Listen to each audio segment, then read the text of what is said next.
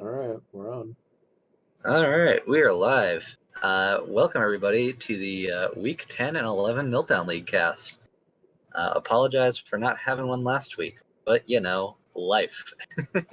We're gonna try and make up for it this one. I'm here with Dalboz, one of the original Meltdown Town members / casters, Hello. and yeah, we've got like 4 or 5 matches for y'all, depending on the time. I would prefer to be able to watch the games, Delbaz. So if you could screen share, that would be peachy. Sure. Otherwise, I'm doing a radio cast based on what I'm hearing you say.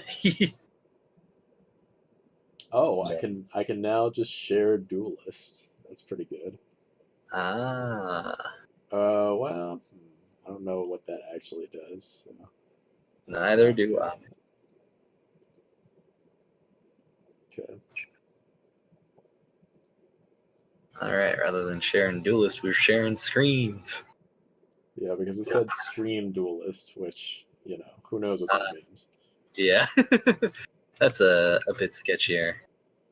All right, so yeah, for our first game today, we've got Rip Gauntlet, who is secretly McLaren, for those of you who know McLaren, versus Pierced. And this is a Week 10 match. So we're watching the past first, and then we'll get to the present. All right, I'm just gonna start. Yeah, just get those hands mulliganed.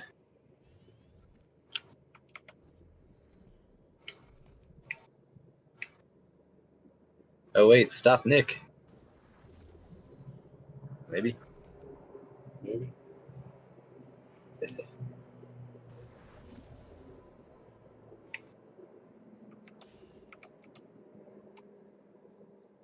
There we go. There's the hands. Yo, do you have real-time ticked on? Yeah, I do. Do you have it ticked on for Pierced as well? I have it ticked on. It's exactly the same for both. This is All right. this is not on my side. Gotcha. Now, when I was looking at hands, I just noticed that it was a little behind, but I guess that was just Hands are always going to be a little behind. yeah. No, that's fine. That's fine. That's the tech we've been given. What can I say? Yep. All right, so pretty standard golem opener from Pierced, and a pretty standard egg opener from Rip Gauntlet. Dang it, Nick! Why are you changing your name? I'm used to calling you Nick Laren. Yeah, I mean, I'm just gonna call you Nick Laren. yeah. People will learn that I I'm guess talking about. anybody watching the stream will probably know that Rip Gauntlet is McLaren. Yeah. So That's the hope. Alrighty. So, right now, yeah, that's like a pretty annoying spot for Vitruvian to be in. I don't They've know. got it. You have access to Scorn. You can. Actually, yeah, I was just thinking about Sand Swirl. I mean, I guess you really don't need to play Sand Swirl when you can just scorn and kill. You can have a 4/4. It seems pretty good. Yeah, yeah. Here is good card.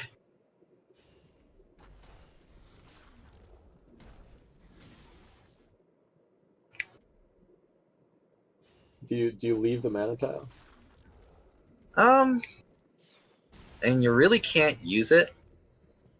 I think you do just to force Nick Laren to have it. One small thing though, I like playing the Scorn away from the tile, because this really plays into a Lava Slasher.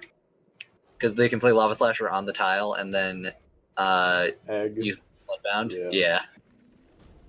Whereas if you played the Blistering Scorn like 1-up, then they'd have to, make a decision on what to do. You know what? Eat the egg. Eat the egg, cheat the egg. Deviled Eggerino. I could go for some deviled eggs. They're okay. I haven't had one in a long time, and I've had a hankering for one for a while. So I don't know if I've ever had a hankering for deviled eggs. Maybe I just haven't had good enough deviled eggs. I think most of the deviled eggs I've had are not spicy enough. And by That could be. spicy, I mean just spice in general, not necessarily like how much paprika you put on it. I thought that was what you were talking That about. that is the classic deviled egg spice, but you know, Yeah. could go for some other spices too. Also, speaking of deviled eggs, this is looking like a second scoring turn. Yeah, you just punch it, take 2. You know, monolithic visions comes back from the starting hand. Yep. All right. Well, Pierce has successfully navigated putting down the eggs. Egg beggar. Egg scrambled. Darn, now I want to pop out this chat. Do it. Pop the chat. I'm gonna pop the trunk. Ooh, pop out. Hot papa.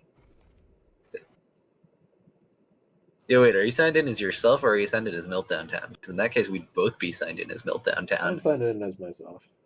Ah. I didn't know if it was possible, and I was going to be surprised if we could both, like, chat through the same account. Yeah, I doubt it.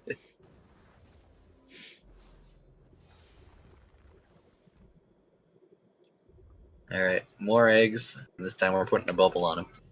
Yeah. I mean, However, McLaren doesn't have a lot of explosive options here apart from the canter. Like he's not in kill range just yet. yeah. Man, if I was Pierce, I really wish I had 7 mana.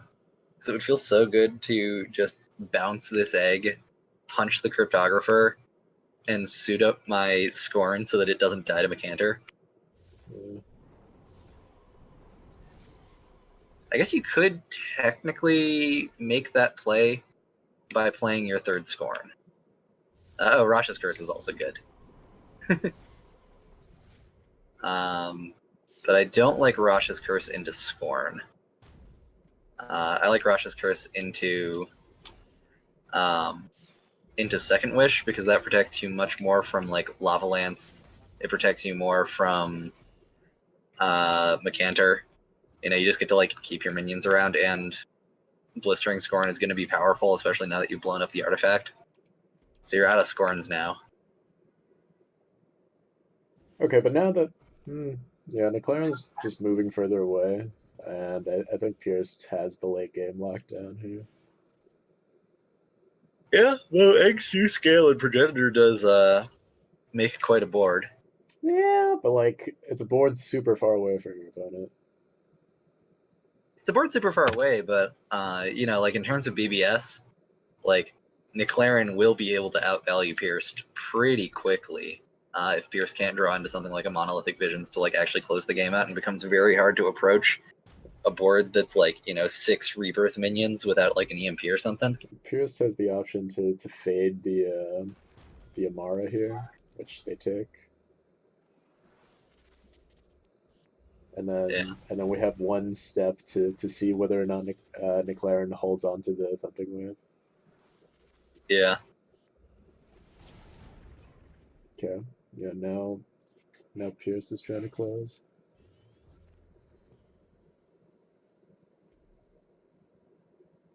Hand's not bad.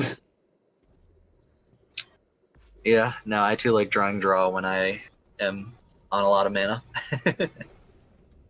It is kind of unfortunate that McLaren at this point is able to clear the Scorn even with the Second Wish. Although they are having to leave themselves in range of the next Scorn. But, there's only 6 damage coming through, so. Yeah. They kept the thumping, so. Yeah. They kept the thumping, but if they just go Aymara plus Second Wish, you don't really have an option to thumping and wait, because then you'll just die to the Scorn. Alpha, the games are McLaren versus Pierce, which we're watching right now. We have Pierce versus Starkly, Improbable Blob versus Spammer Noob, Galaroo versus Death's Advocate, and Megix versus Alpha Sentry, which is you.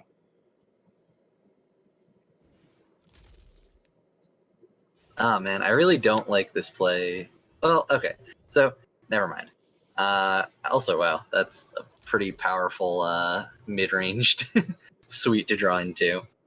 I was gonna say I wasn't a fan of this play by Pierced, but I realized that if they had an egg morph, that the Aymara Healer plan would be like really subpar. Yeah, And like, you know, 5 course assuming meal. yep. And assuming that they don't have the egg morph is like kind of presumptuous, but it would win you the game here.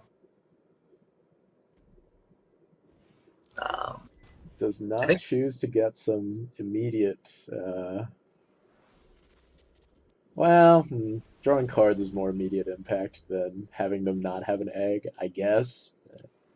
yeah, but I think that fifth Canopic. I think I still like a backline fifth Canopic just because it drastically reduces what Ragnora is actually able to do. Mm, They rely so heavily on their Bloodbound spell. Swag bound. Swagbound Bell, they call it Hmm. in the old country. Man, my country ain't even old enough. This country ain't even old enough. Dang. The fuck? Y'all like 200 years old or some shit. Draco, you have to request your games if you want your games casted. We don't cast people just randomly. Because we don't know what's good, so you gotta tell us. Speaking of what's good, this is gonna be a big progenitor. Eh, it's a progenitor. I mean, look at how many eggs there are. And, you know, Pierce has already played 3 Scorns, you're not worried about that. The one downside is that Nick can't actually use their BBS because they block themselves in. Yeah.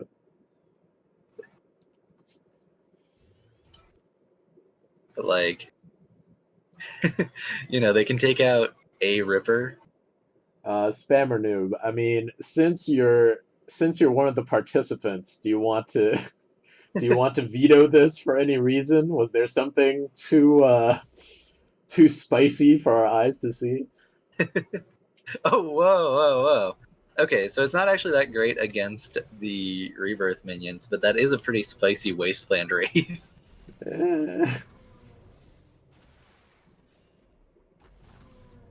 Yeah, how many of these are actually rebirth minions? It's like, There's 2 Rippers, 2 Ragebinders, another 2 Ragebinders, all right, most of so them. really quite a few. Yeah, Sand Swirl the Progenitor. That was the play. Allow them to keep progeniting. Well, yeah, I mean, you're trying to get as much animation value off of Wasteland Wraith as possible, you know? Ah, yeah, no, because it'll just make Yeah, more. see, Draco gets it. I mean, Yeah, they know the value of using those CPU cycles. yeah.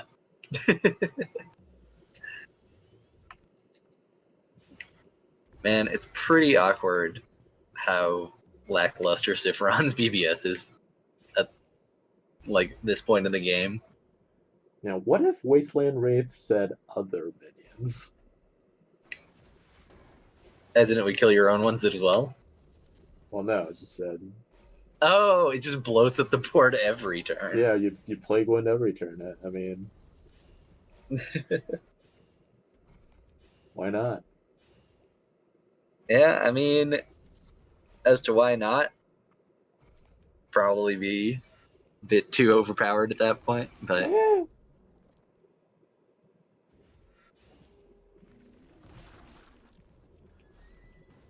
I mean, we're trying to push the control game agenda, you know? yeah, but even if you're trying to push the control game agenda, doesn't mean you have to let Vitruvian blow up the board every single turn until you can remove a 1/5 on the back line. Well, now Pierce looks very dead. Yes. They need something big. Or at the very Monolithic Visions would do. Monolithic into Monolithic. yeah, Monolithic can do a 5-mana Monolithic plus like 4 minions to just like Yeah, keep that going. that'd be fine. And then they can go into Ankh, Hexblade, Time Maelstrom Aurora's Tears or something. So we don't even need them to win right now. Like, just something to put on the board, you know. I don't know, man. I think we need to win right now. Where's the fun in doing anything less?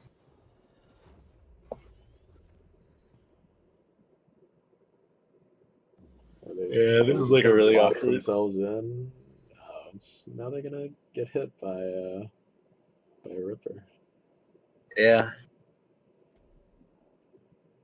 I mean, Pierce tried to play around Eggmorph, but that led to not playing around Progenitor. And I think it would have actually been smarter to just try and take the win. Yeah, what if Wasteland Wraith just made all minions disappear? Well, we're just okay. So hear me out here. What if we code dive a little bit, and then we build a WTF mode Duelyst where all the cards are symmetrically buffed?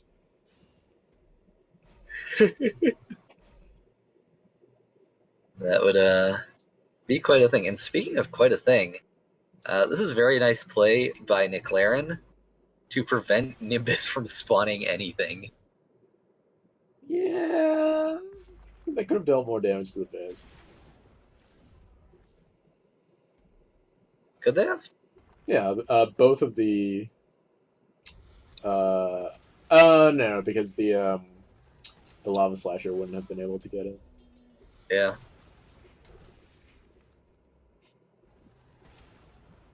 Yeah, so they end up leaving up one obelisk. Yeah, okay, so here's the thing. Superior Mirage makes 8 copies. You really like your multi-mechanters, don't you? Yeah, I mean, listen, we're trying to build the most powerful version of Duel as possible. But we're talking vintage over here.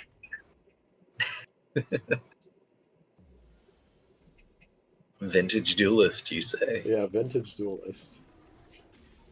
Speaking of only the finest vintage Duelyst, I believe this game is over. Fucking Wild Interceptor. ETB Mooring Curse. Just hatches everything instead of one thing. Yeah, hatches all eggs. Dang man, that But it's symmetrical, so you know you have to do some stuff there. Yeah, so it's playing around the fact that Ragnar is the only playable general in this mode. I don't know about that. Let's see. Monolithic Visions always gets you Time Maelstrom, Aurora's Tears, Ankh, Hexblade. Time Maelstrom, Aurora's Tears, Ankh, Hexblade, Aurora's Tears, Time Maelstrom. Well, we can't just make it so that there are cards that win every time. No, but we can if they're 9 mana. I think if you're playing a 9 mana card in Vintage, like Duelyst doesn't quite have the cost reductions to make that like an easy feat. Yeah, I think what I want is what Alpha is saying. Like Monolithic Visions should always hit 9. Yeah, no, I think you're right. Yeah. You guys are right. I like that better too. Like your visions will always come true. You feel? Yeah. Also, Pierce is really trying to hang on here. Picks up a Zoetic Charm. I guess if they can string Imara healers, it's possible that they can survive. Yeah, they do have to actually keep the Rasha's Curse in order to string Imara healers to try and survive. I don't know who would actually let them survive. But, Blood of Air ain't gonna cut it. Oh, Dredger gives ranged.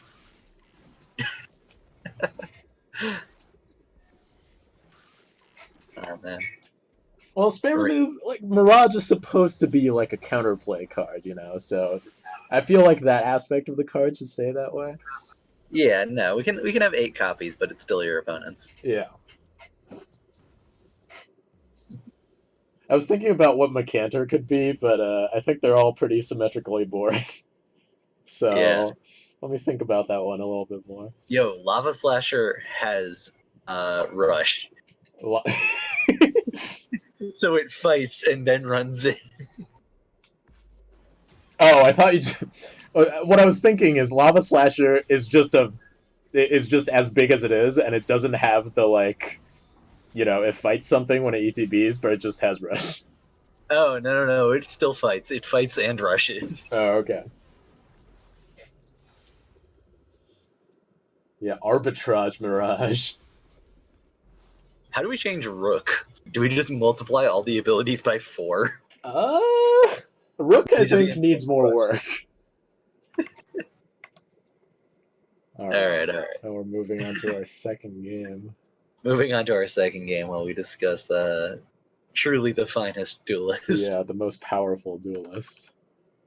Let's see. Zorzul requires you to sacrifice 1 minion. I think it should be something to do with its like empowered state. Oh, actually, yeah, I like that. Okay. Zorzul also has Shadow Dancer's text. Oh. Can you make it more interesting though? Like, how about whenever something gets rebirthed, like it births 2 of them? But that's already like a mechanic off of Sarlacc. That's like, Well, yeah, but that's only Sarlacc, It's only Sarlacc, but I feel like Sarlacc should still have something special. It pulls so much weight in that deck. Yeah, okay, so what does Sarlacc do? In that deck? No, just what does Sarlacc do in this mode? Oh, in this mode. Maybe Sarlacc's just a 5/1. I see. A 5/1 that can't die. Sarlacc is just it's just Zorzul. Yeah, basically. Sarlacc is like mini Zor. Or it's Zorzul's body. Alpha suggests the Zor's change is that the general also respawns. Oh, I see. Well, it could be the general respawns, but you die on drawing the last card in your deck, right? Instead of taking fatigue. That's like an interesting like lich ability, and then yeah, they have to yeah. I think I like making it a tank lich. up.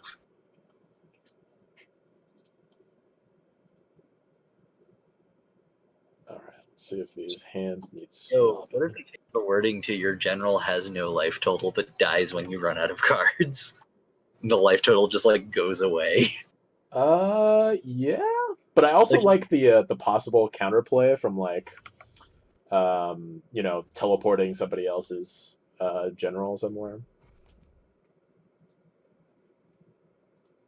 What do you mean teleporting someone else's general somewhere? Just like manipulating them by killing their general and then they respawn. Oh, gotcha. No, that's fair. That's fair. Yeah, I think your general should have 1 life then. That way they can just keep being teleported. Yeah, yeah.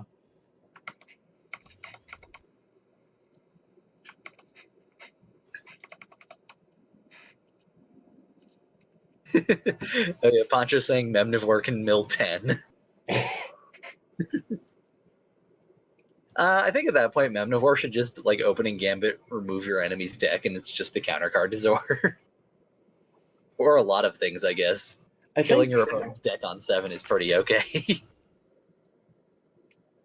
I want Nemivore to like put a card in your hand that can't be discarded, or like it comes back whenever you cast it, and when you cast it, it just uses all the rest of your mana to mill your opponent for that much. That's interesting. Also, Alpha is saying that juxtaposition can work on generals. Oh, okay, yeah, I love that. What does Twilight Fox do? Twilight Fox.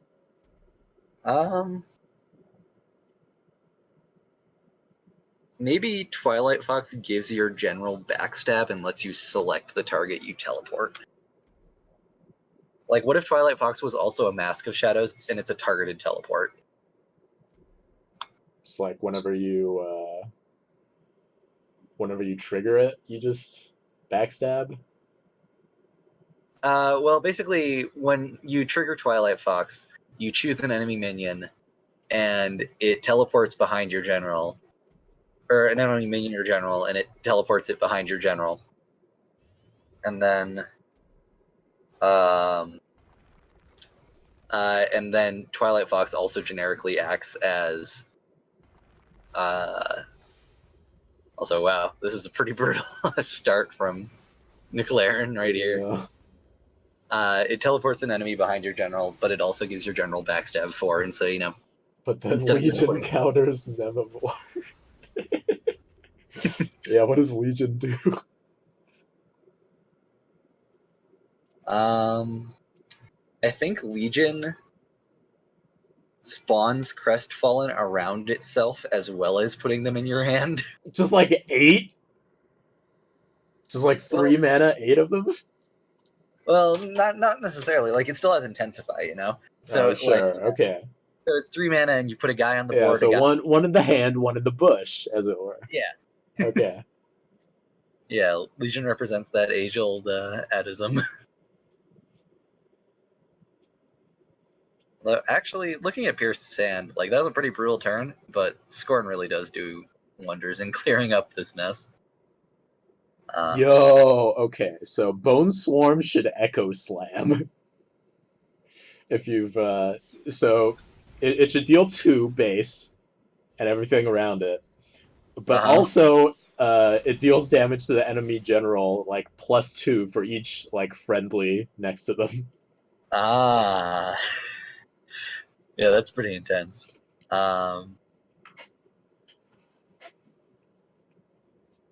Let's see. What does Flameblood Warlock do?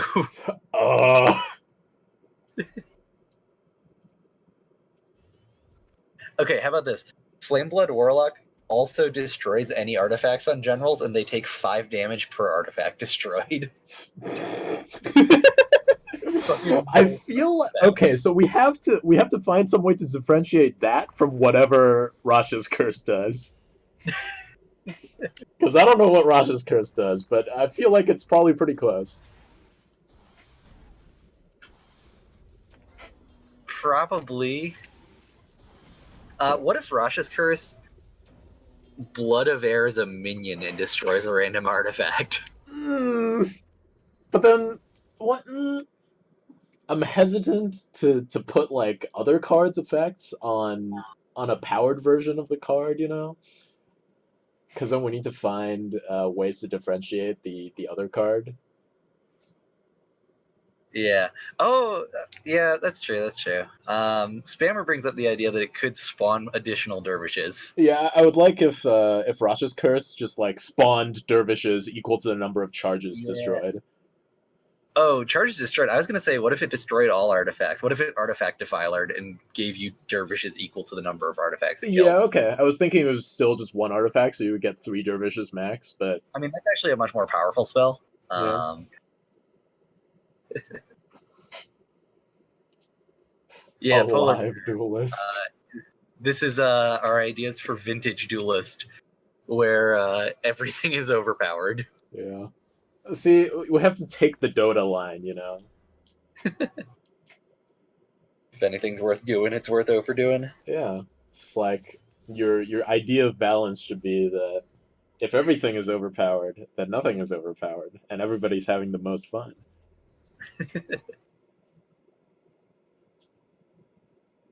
All right. So, let's see. What other cards are there? Glacial Fissure says that if you hit your opponent, they can no longer move away from the space they were on. They're just like... They're buried. Stunned. Yeah, they're under a mountain of snow, Yeah.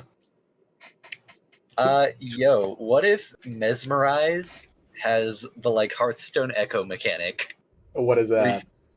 If you cast a spell, you can recast it and like as many times as you want until the end of your turn. Like, basically, after you cast it, you can keep casting it, and then it goes away at the end of your turn. Oh, but you have to like pay all costs for it. Yeah. Okay. In the case of Mesmerize is 1, but it means you can Mesmerize like 5 times in Fisher. Yeah, so it's like Replicate basically. Yeah. Okay.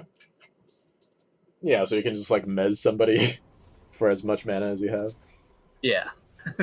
Yeah, I'm down.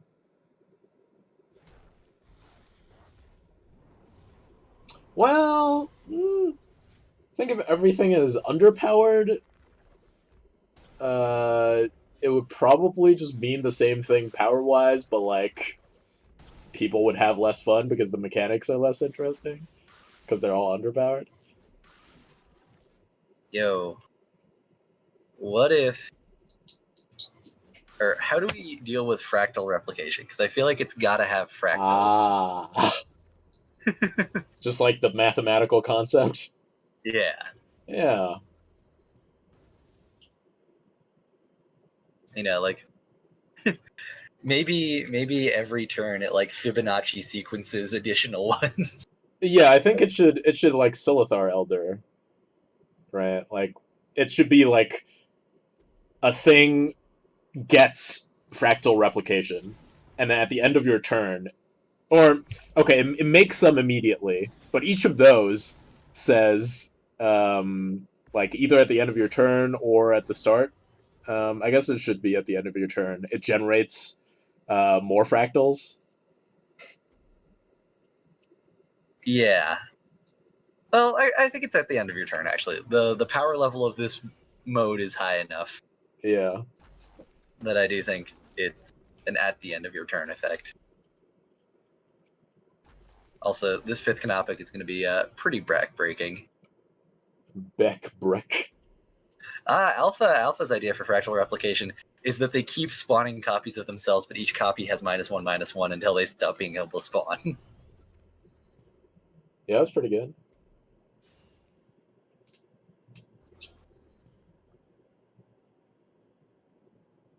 I think that Grandmaster Zir just is a second general. Like, you can't target it or anything. You have to kill both generals. So it's not like, when your general dies, it's just Grandmaster Zir is playing a general. I see. You just straight up. It's just gain 12 more life, and you have another avatar basically. Yeah, you have two bodies they gotta kill, and you get 12 more life with it. Avalanche should keep traveling. So like it collapses one side of the field, but the next turn it hits the next column, and then the next column, and then the next column. So it hits the entire left side, then the center, then the right. Yeah, yeah, like turn by turn. Yeah, no, I like that. Undispellable effect. Yeah, for sure. It just shows you like a little avalanche indicator on each column. Yeah. Let's see. What else? What would fifth Canopic do? I feel like this is the most skill testing in terms of designing these weird cards. Alright, fifth Canopic.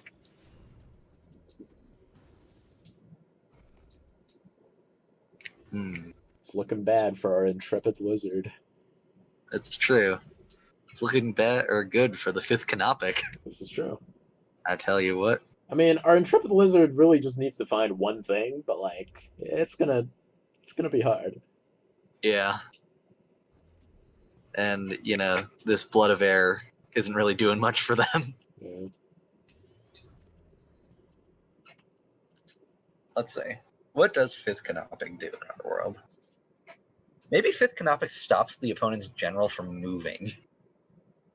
Just like the big hands come out and they grab. Yeah, it's like they can't move, they can't use their BBS, it just kind of like mummifies the enemy general. Yeah, I like the aesthetic for sure.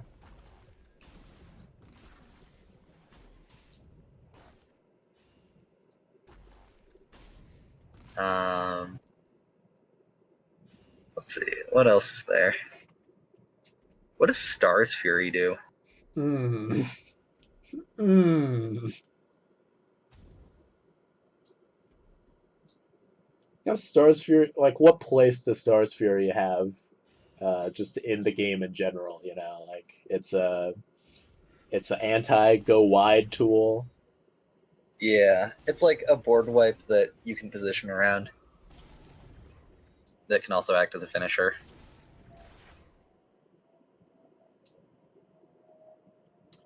Yeah, I guess my problem with in front and behind is that it's still basically just as easy to play around it because like there are two entry points now instead of one, right? Yo, what about? All right, so there is Poncho's idea, which gave me an idea. So it's not spawning it all around everything. But what if you basically chose like an enemy minion or general, and it just spawned dervishes all around that one? Like, it's just like a fucking comet of wind dervishes falling on him. I have another idea. What All if right. it made all of your enemies' minions into obelisks? That they're your enemies' minions, but at the beginning of your turn, all of them Uh, spawn a dervish around them. it might be too low impact. Yeah. However, what It if could it also also do made it immediately. structures? What if it what? What if it made them into structures? Oh, so they couldn't move. Well, I guess then they couldn't have attack. Speaking of not having attack, look at these dervishes with undefined. Uh, Well, because of Sans Swirl Reader I see. bugging out the board. God damn it, Sans Swirl Reader. Wonder if this other one would work. Nope. Uh, nope. Yeah. All Okay. right, easy game. Hello, Nick Um, Lauren. You're in a tight spot here. yep.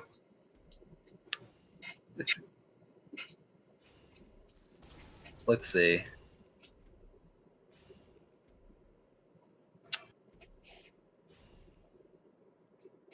Yeah, so I do think that the Shard's Fury, as we described it, is too low impact. I think it Okay. should also generate on that turn.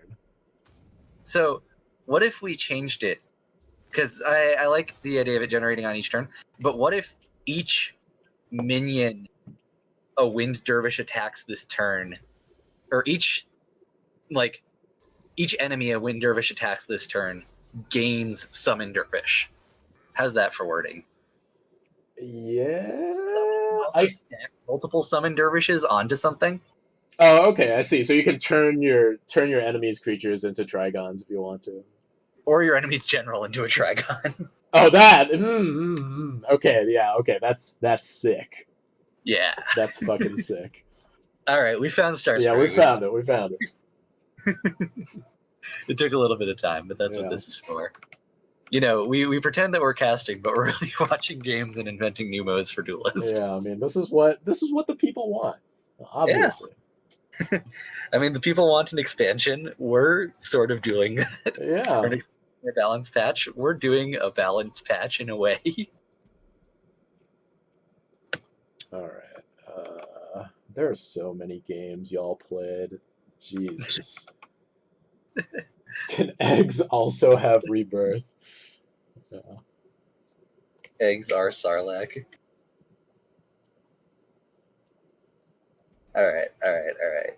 Let's see. What does Mechazor do? Mm.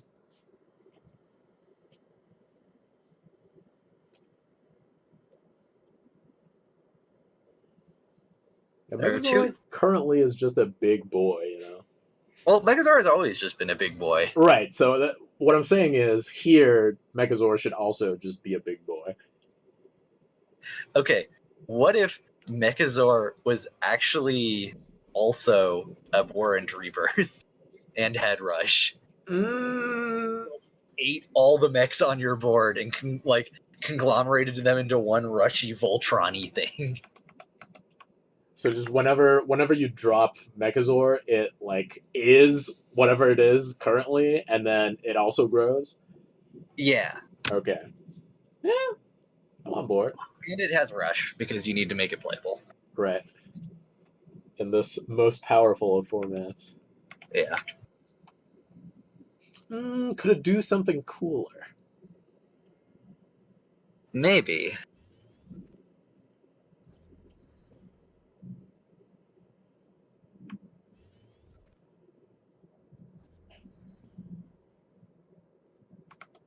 So I'm trying to think, like, the components of Mechazor is that it's made up of the components of Mechazor. Right. You want it to have the Yu-Gi-Oh feel. Yeah. That fucking polymerization. Yeah. Dang. Oh, that's an interesting thing. Spammer is saying, what if when it dies, it breaks back into its pieces? Yeah.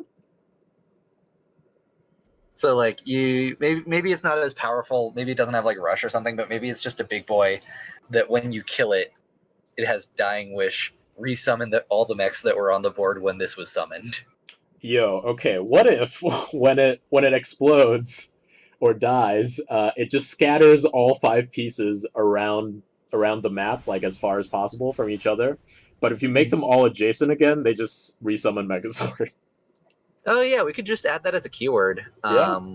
Like something mech resummon, where it If you have all the pieces adjacent to each other, it just Megazords automatically. Yeah. Or if you have 5 pieces adjacent to each other. Yeah, like it doesn't need to be one of each. It could be like 5 heads or whatever. Yeah. Which means you could have the fractal mech deck, which I'm sure is still too bad to play. Probably, considering all the other bullshit that's going on here. Right. But yeah, I like that. Basically, the way I think we should handle Mechazor is that Mechazor can be constructed in 2 ways, either through Mechazor progression or by connecting 5 mechs, and when Mechazor dies, it makes 5 mechs. Yeah.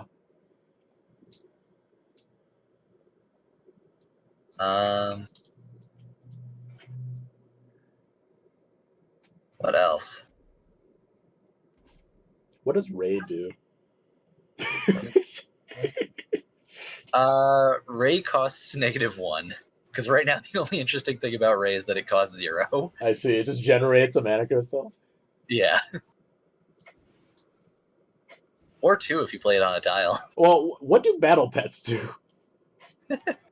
Like, we have to somehow make battle pets worth playing. This is always the goal. Finally, we got to the crux of the issue. Okay. What do we have? We have, Yeah, battle pets can just have good AI. It's... yeah, okay, battle pets are all played by the scientist. Oh. Just lock the scientist up in a room, and all battle pet movements are done by the scientist. I see. Is this also part of the timeout win mechanic? Where, like, your turn doesn't end until the scientist has gotten to your game state and can make a move for the battle pets? Yeah.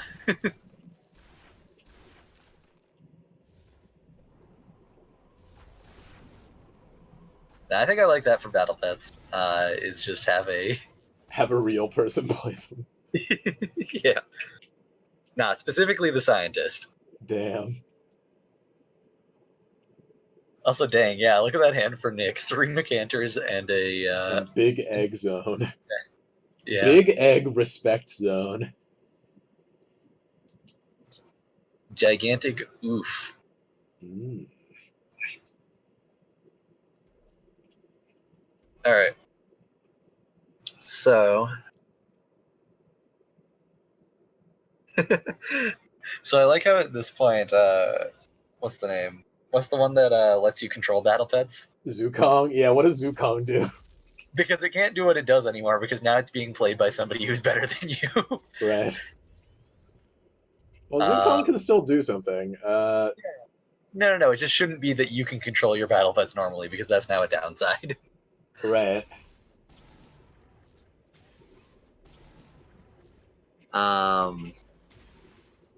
Maybe...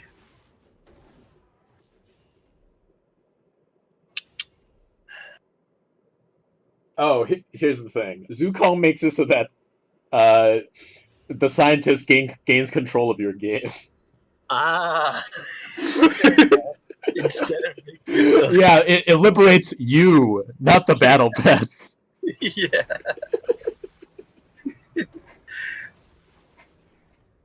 Yeah, Galler is saying that the effect is that Dragal joins the scientist, but I think I like the idea that the scientist just plays your game for you. Yeah. Because normally the scientist can only watch as you make all the wrong decisions, and the scientist like tries to cobble together the game using the battle pets. Yeah. But now that the scientist is fully on board, you can't lose. Yeah.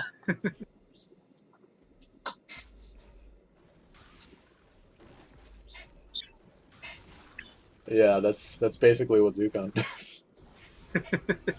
Yeah, Zukong turns you Yeah, into Zukon turns your general into a battle pet. a battle pet of the scientist. Yeah.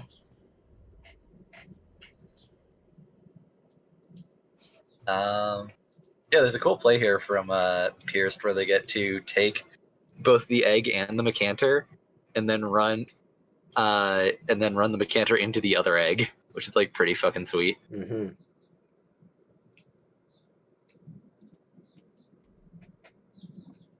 Yeah, you gotta move them dervishes. No, don't kill the egg. My God, no! They're not gonna do the really sweet play. That would have been so good. Well, actually, for Zendo, it's the same thing, right? It's just that the scientist is playing against you when you have Zendo played against you.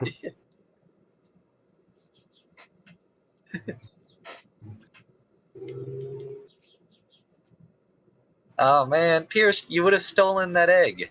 You would have had a ripper for yourself. The Mecanter does have Rush.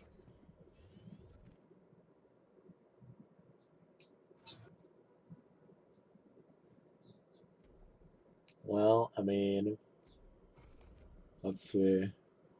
All you gotta do is play some cards. Just gotta keep playing Mecanters. Yeah, got him. Easy, James. Oh, the Mecanter got dispelled by Ray. That's why. Well, no, but you can still get there. Well, I was saying you didn't need to hit the egg with the Iron Dervish. I was wrong about the Mecanter being able to hit the other egg. Yeah, I think the best they can do here is draw. Yeah. Big draw. Let's see.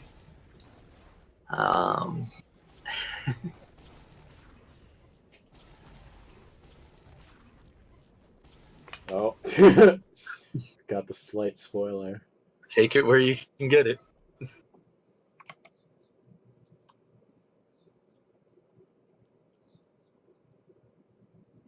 Let's see. What other cards are there for this wonderful mode? How does Ice Age work? Uh-huh. I feel like Ice Age can work like Avalanche, where it like fills half the board with Blazing Spines, and then the Blazing Spines keep spawning on that half as well as creeping like one line I think forward. so. So I think what Ice Age should do is it should make the same spines as it does now, but all the spines gain the text at the beginning of your turn or at the end of your turn. We'll see for power level.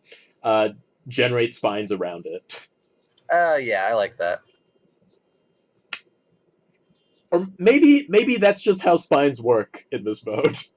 Yeah, no, Maybe Blazing Spines just does that. Bearhammer, this is Dalboz on the casting couch with me right now. Yeah, we're on the couch. Dak Bees. Yeah. Hey, I'm Dak Biz. All right, let's see. What does Titan do? I think it shouldn't change the deck building requirement. Yeah, I agree.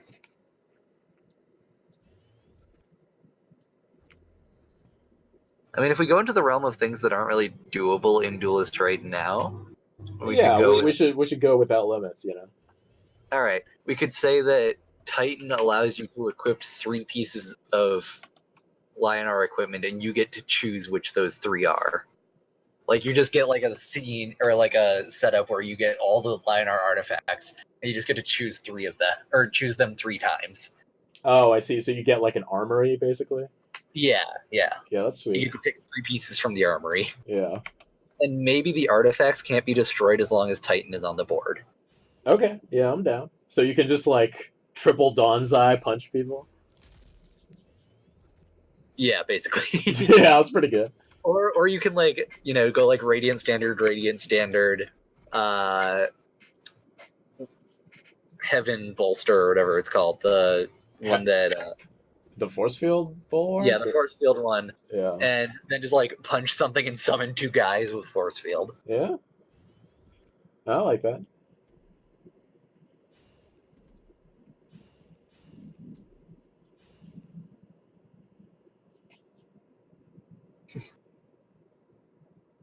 What does Pantheran do? Pantheran. I feel like Pantheran grants you a wish. I don't know what that means. Yeah. I was thinking, like, as long as Pantheran is in your deck, the moment you cast all 3 wishes, like, for the rest of the game, whenever you cast any wish, it summons 3 Pantherans.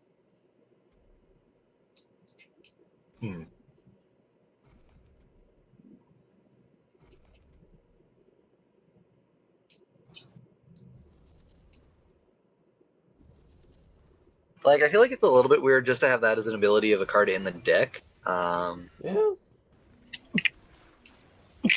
Like, because it makes it so you only play 1. Yeah, I guess so.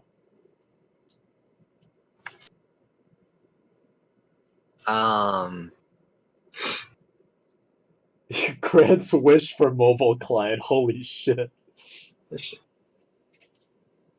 But I don't know. I feel like you could have like a panel for my wish idea. I was feeling like you could have a panel of like 6 different effects that happen when you play your free Pantheron.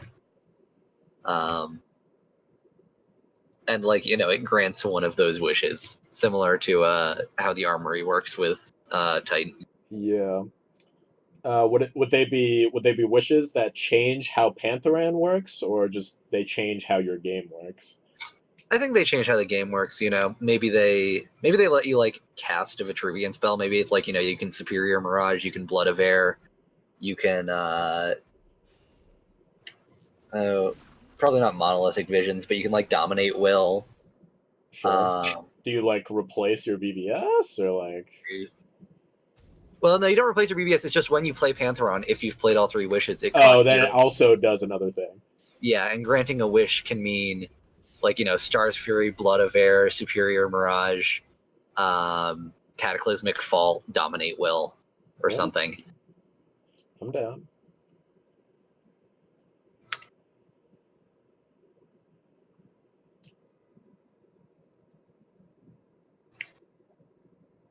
What does Vorpal Reaver do? Vorpal Reaver.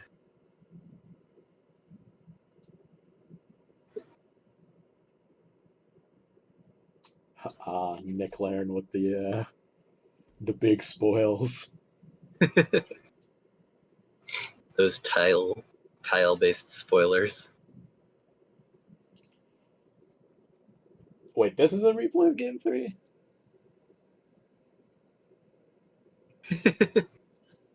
Is this? Honestly, I've been so absorbed in our conversation, I haven't noticed. It's not the exact same game, but yeah. Yeah, but like what they're saying, I assume is just that the same thing happens. Yeah.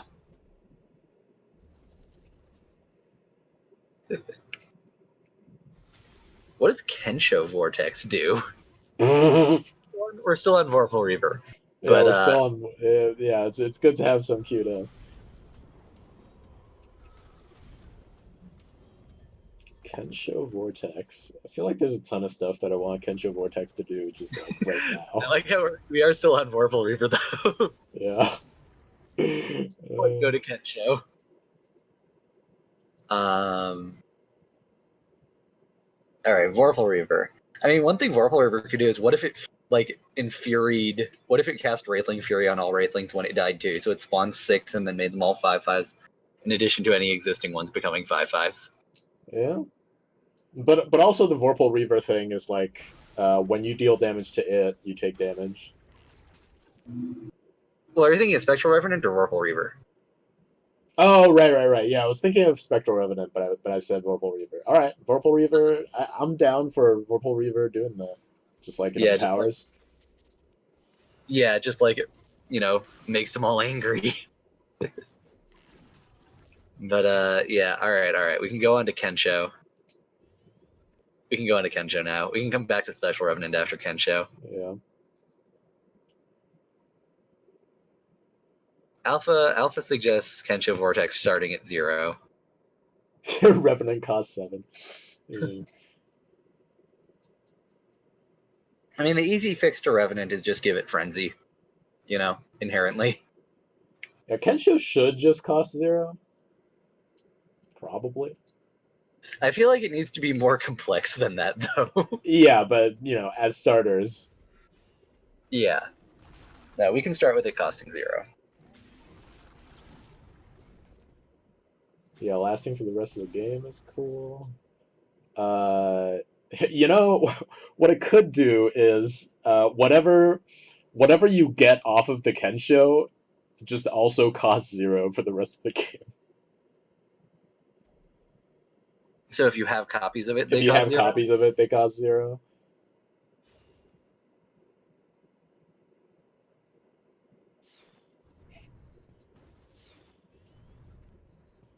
Yeah, and so you play like Chimeras in your Kensho deck, Yeah. just in hopes that you like spawn a Chimera and then can drop like 3. That seems like pretty mediocre, actually. Yeah. Ooh, what if anything summoned off Kensho also summons all the copies from your deck into play?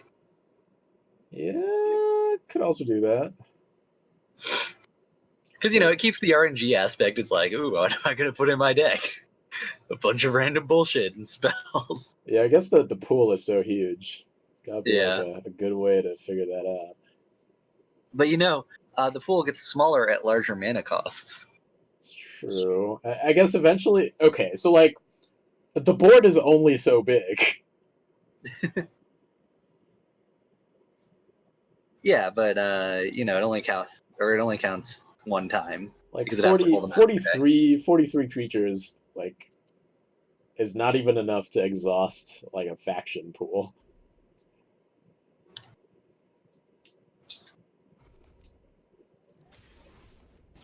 Hmm.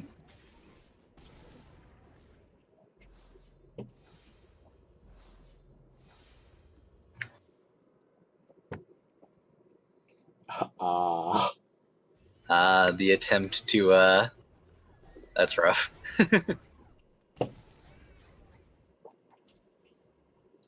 Well, Pierce R.I.B. still can't quite get the fault active this turn, which is important.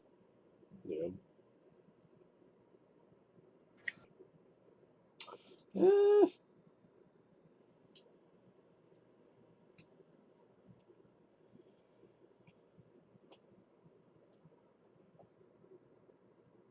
Kensho's a tricky one. yeah, I want to read the text of Kensho again. It's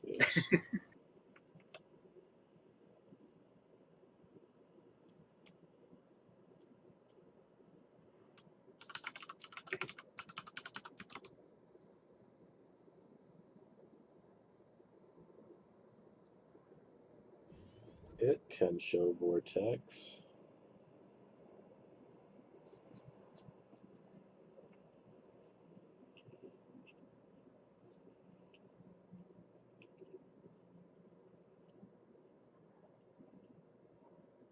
I think it should be exact, right? So whenever you cast a spell this turn, summon a minion that costs exactly X more nearby your general. You What should if you should probably also be able to choose where it goes. what if Kensho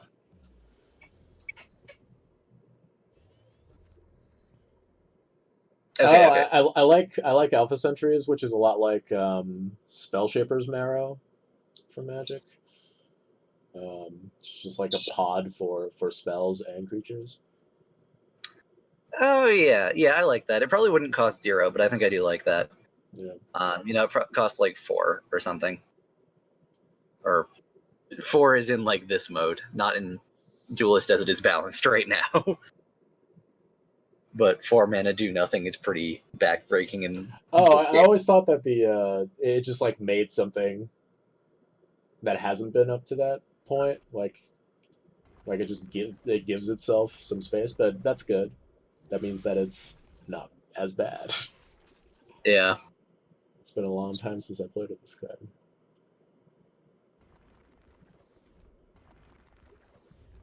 I have never played with this card. Uh-huh. Okay. If you summon Blood Tora, it does something special.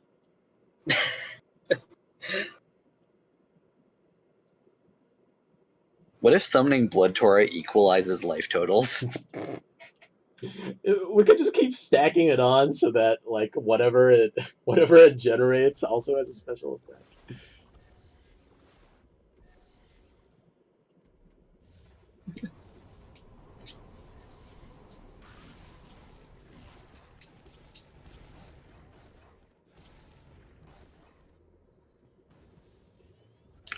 Uh-huh. Well. Eh,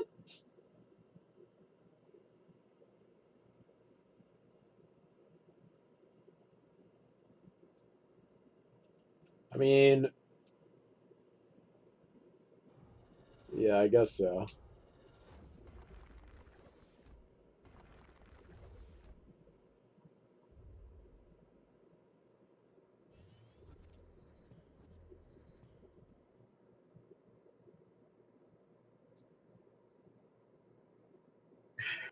Yo, what if Erraticraptor pupa bombed on death?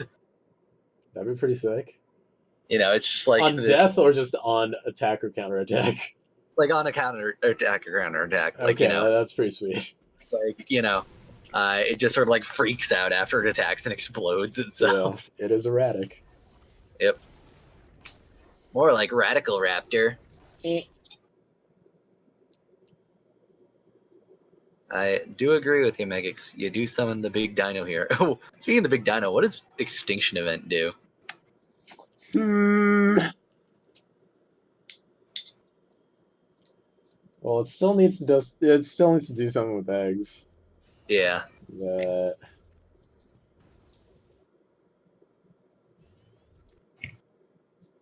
I guess the Sauruses could do something too. What if they could kill minions by walking over them? They can pass through minions, and if they pass through an enemy They just minion, get dealt their power. no, it just gets destroyed. It doesn't matter what their health is or what their power was. It's just Oh, like, okay. Well, I think I like it being their power just like they can ghost through enemy minions and deal them damage. But it doesn't just auto kill them. I don't know. I like the idea of them just squishing them. Yeah, I guess it's an 8 mana spell. Yeah. So it's So anything always that is, removal. yeah. Does the same happen if you just walk through their general? Um.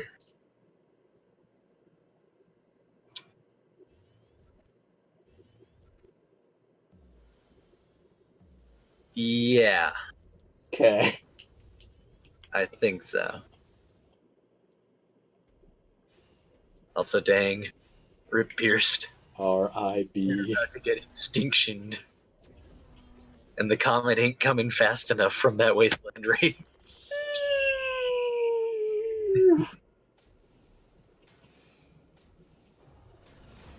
As we come back to casting this game. Yeah. We're only here for the good stuff. That's okay, that's okay. Now we're going to be moving on to our next match. So we'll have new cards to ponder. Right. This is well, actually it's still pierced for half of it. But it's pierced in week 11. Oh, okay. So I don't know if they're playing the same thing. They might be, but Pierce versus Starkly. Yeah, okay. All right, looks like they are playing the same thing, but they improved to an MK2 skin, All right, so it's like they're not even playing the same deck. we take it.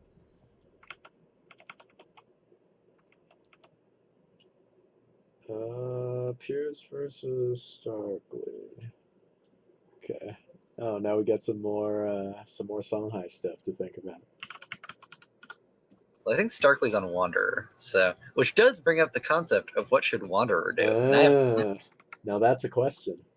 which is, I think that Wanderer should also permanently make all of your minions, not your general, but all your minions be able to move one additional space. Uh-huh. Yeah. Yeah, that's... I think that's a pretty sweet buff, and it goes with the aesthetic. It goes with the aesthetic of, like, it's one small thing, you know? Yeah. It's also like, a Wanderer. What do? They wander. Yeah. But, +1/+1, and like, your minions can move an additional space. Seems pretty sweet, honestly, for a mid-range deck. It gives you so much more control over the board. Yeah. Also, just to piss people off, if a spell or ability would discount Wanderer by 1, it instead doubles it. Or would discount Wanderer, it is instead discounted by twice as much. Okay. We'll add that Sure. onto the spell. The heck? Orizuru? Yeah, what does Orizuru do? It's a 3/4 with flying. It's a 3/4 with flying. Um, You see, this is the best part. We get to give all the vanilla creatures, like, something cool.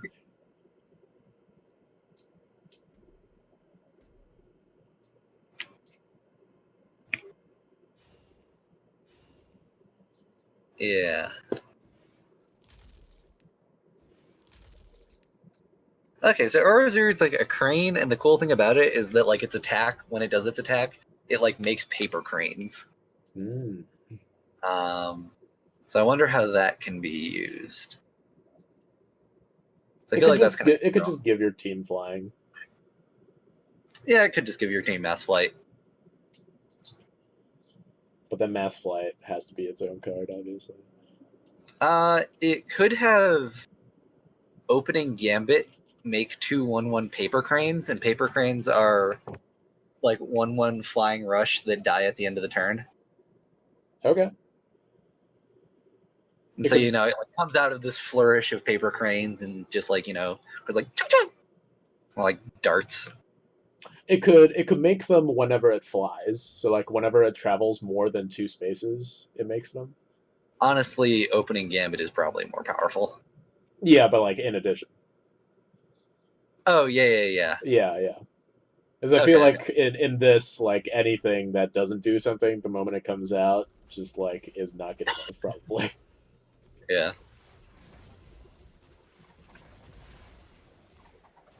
So I actually don't really like this play by Starkly. I don't like burning a card when you could have just played the Orizuru. It's possible they weren't thinking about that, but it feels pretty bad. Yeah.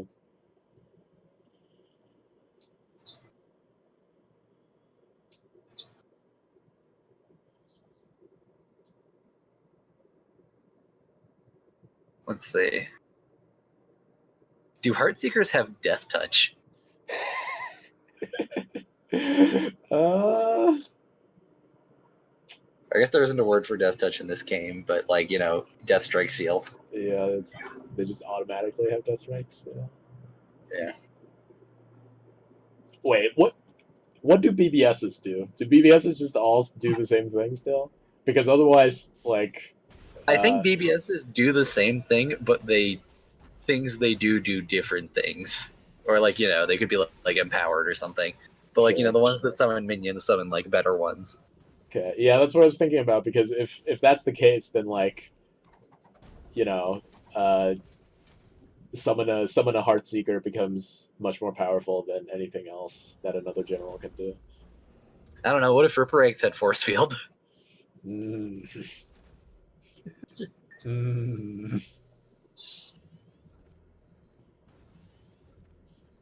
Megax, we've been opening cold ones. Always cold ones.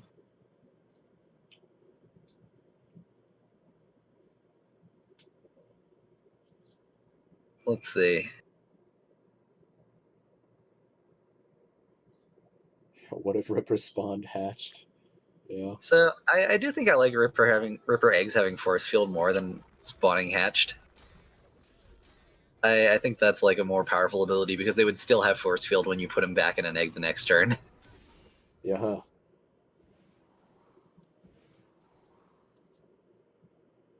What would Wraithlings do? Just like summon 2 Wraithlings. Yo, Like what if what would that Wraithlings do? had its ability? Had what? Gibbet's ability. So if they attacked something, it killed it and spawned a Wraithling in its place. What if Wraithlings like got +X, where X is the number of Wraithlings that are adjacent to it? Ah. Or like not even adjacent. Like if you have 5 Wraithlings in a line, they should all be 5/5s. So like chained, like Yeah, Thunderlord. Yeah, like chains. So I think I actually like adjacent more. okay. I think that chained is like okay, but it probably is too powerful, even for Eh, our format. hard to tell. I mean, it's so easy to make a lot of Wraithlings. It's true that it's easy to make it a lot of Wraithlings, but Wraithlings also don't do anything on the turn they come out.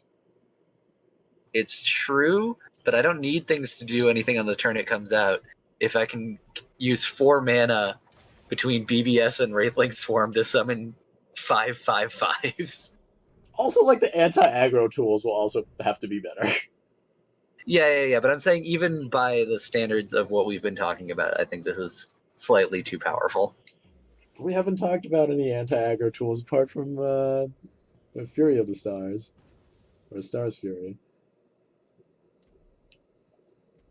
Um, I was talking about just like empowered duelist. Yeah, vintage Duelyst Mm-hmm. is what we were talking about.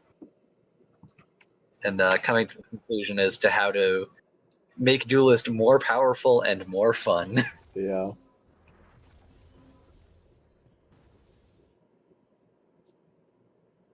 For it is only the finest vintage Duelyst that the people seek to play. What does Doom do? What does Doom do?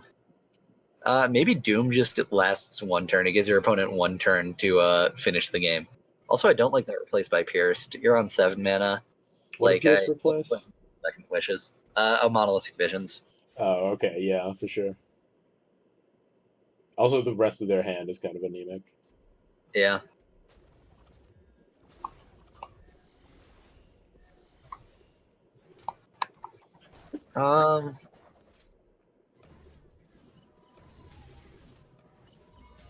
Let's see.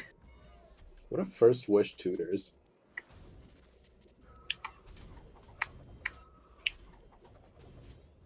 I feel like First Wish could tutor for a wish.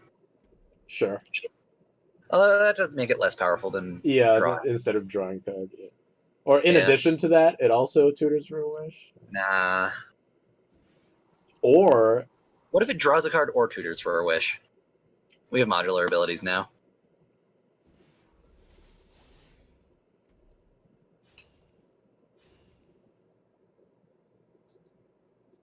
Or modal abilities. I guess not modular. Yeah, modal abilities.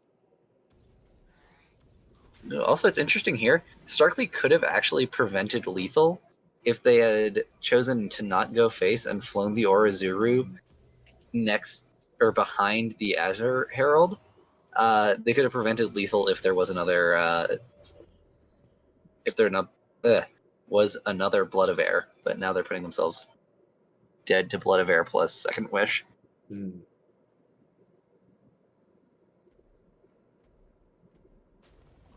Like they would have had 4 less damage, but they could have had everything else be the same but not be dead to this, which Right. would have actually been like pretty significant. Yeah, it's just... You knew that they were playing both Second Wish and Blood of Air, so you can say it's like not likely, but it was something that could have been played around, but was chosen not to. That's the video game.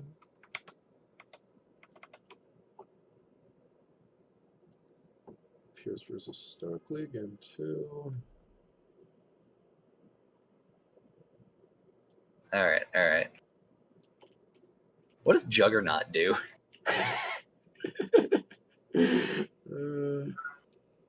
What if all of Juggernaut's eggs were World Core or Juggernaut? I see.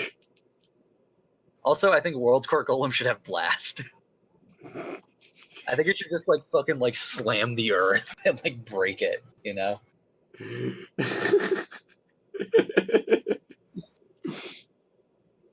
World Core?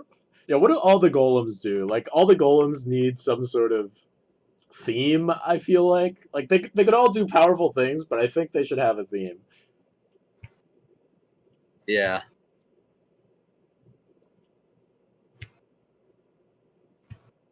So I feel like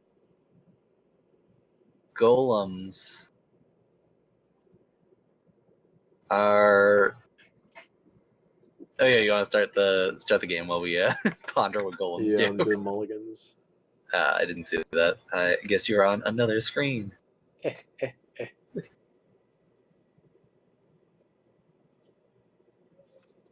Yeah, I like the idea that golems do different golem-y things. Like, I kind of like the idea of golems having like blast or frenzy, just as like big stone like bump dump dump dump provoke. I like the idea of splitting into smaller golems.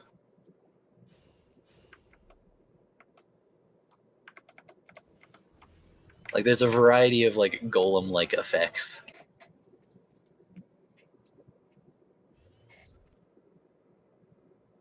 Yeah, I do like spawning smaller golems. Or just like that. I guess the main golem thing right now in the game is just that they're like well statted for their cost. Yeah.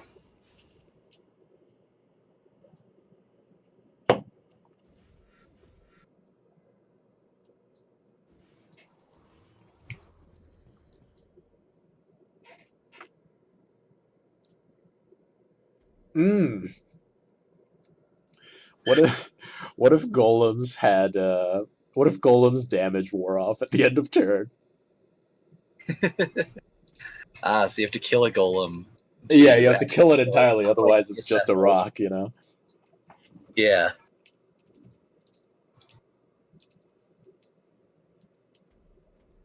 Yeah, I like that actually. I like the magical reassembling golems.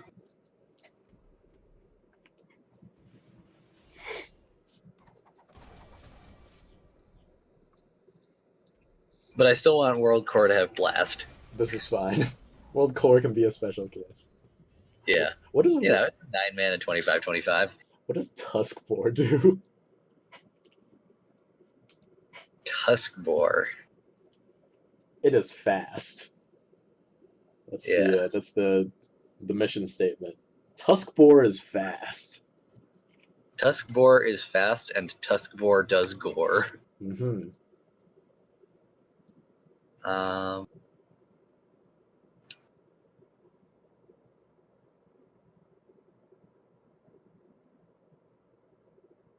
Is there any sort of Lion King themed ability we can put in there?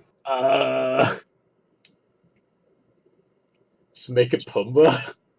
Yeah. I don't know, the like tiny back legs really makes me think of Pumbaa.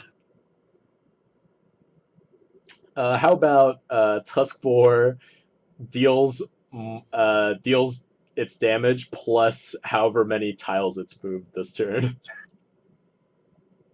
Oh yeah, I like that. I So like like that. it's like charging and then goring you. Yeah. Although then you would have like mass flying Tusk Ooh, Boar. what if Tusk Boar kills a minion? Um It it deals refreshes. it deals damage equal to its power to an enemy behind that minion. And so, like, it's like it goes fucking fast, and then it just like runs into something, and if So it it kills can it, like impale. yeah, it like knocks that thing into another thing. Yeah, okay. I'm into it.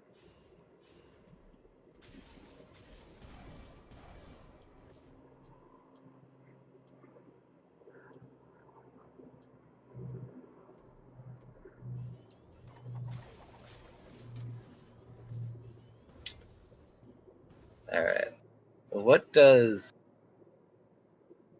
Ooh, okay, so husks from Mave. Uh-huh. I think husks also gain the stats of the thing that was sacrificed to make them. Like, in addition to the 4/4 body. Yeah, the Okay. 4/4 plus the stats of what was sacrificed. Sure.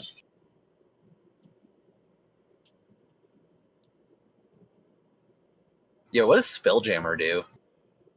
Does it just draw up to 6 at the end of each turn, or?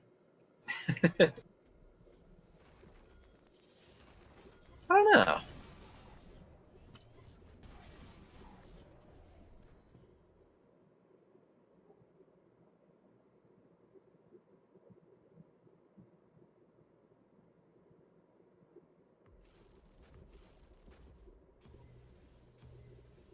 Actually, okay, I'm changing World Core. It doesn't have Blast. Okay.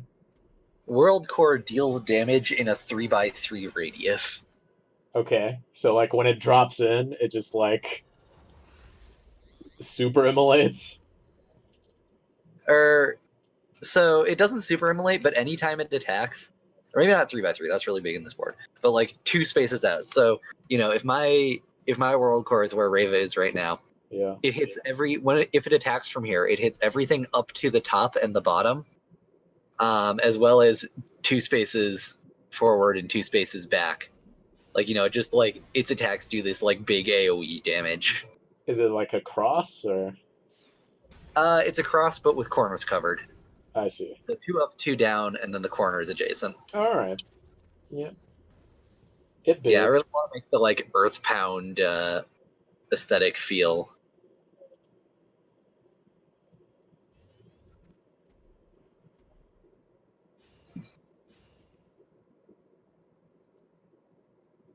Yeah, I think the replay is fine, question mark? Yeah. Yeah, no, that's alright. What it looks like.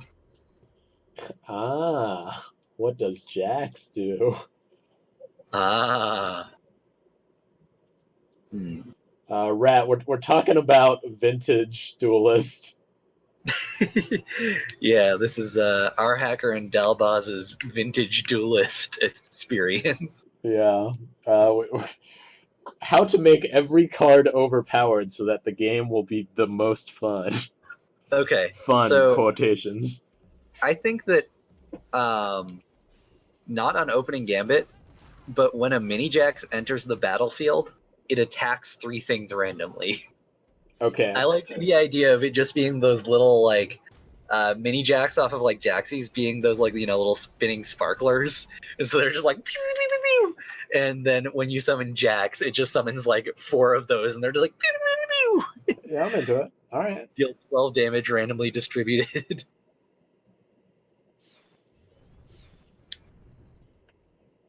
Jax is the festival card.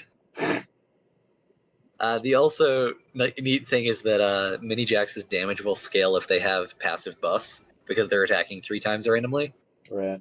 So with like Wanderer, it'll change it to 2. First Sword will change it to 2. Yeah. Yo, what does Lodestar do?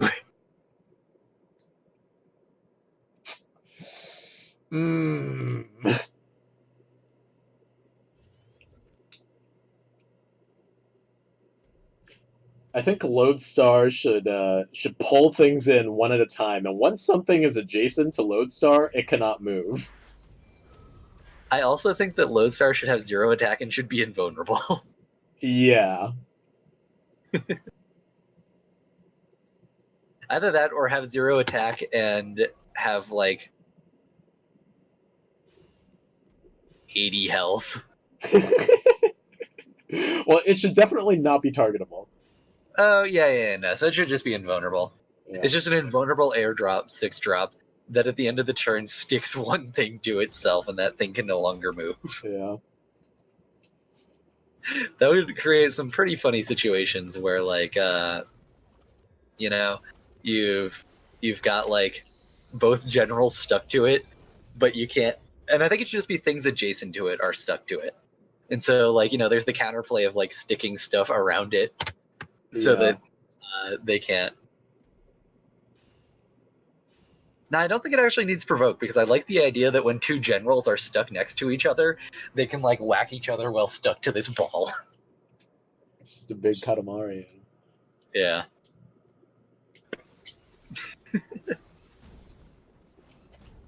Oh yeah, it's too bad invulnerable things can't move, so you can't move Lodestar with everything attached to it. Can't I act. think that's a good thing. I think figuring out what happens when Lodestar moves when there's a bunch of stuff attached to it is a bad thing. Yeah. I'm thinking about how to program that, and I'm not having a great time. Yeah, true facts, true facts. Alright. So, Okay, I mean, Hexblade, I guess. yeah. You do take 1 damage on the swing back, which is nice. Yeah. You can clear the Wanderer with the Knopic. You just summon a Pax, Alamancer and a Pyromancer, like round. Yeah. It's not bad. Jaxos are rough though. Yeah. No, definitely.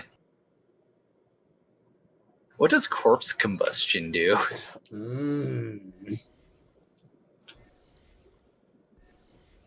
I think I should just summon everything. Yeah, that's what it did. Like that's all. I wouldn't say it's already good, but it makes it so much better.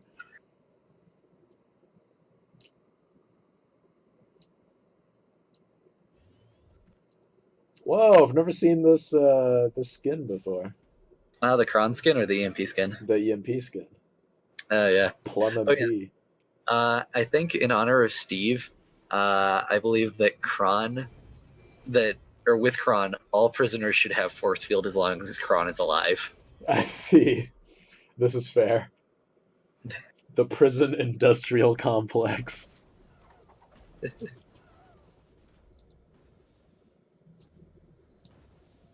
Nobody gets out on my watch. Not even through death. Thanks, Abyssal Persecutor.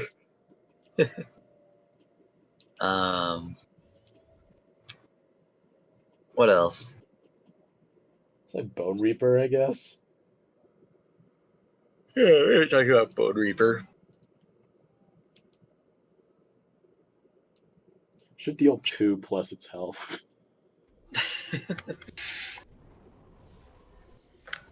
What if Bone Reaper just increases the amount of damage it deals at the end of each turn by 1 each time it deals damage? Yeah. So it deals 2, then 3, then 4. Yeah, and like keeping 1 out is like hard because it becomes harder and harder to deal with the minions around it. Yeah. Could it do something? Go on. I was gonna say, what do Iron Dervishes do? But what were you gonna say about Oh, Bone I was Reaper? just gonna say that is there something that we can attach to Bone Reaper to make it more interesting without just building on the existing mechanic? Um,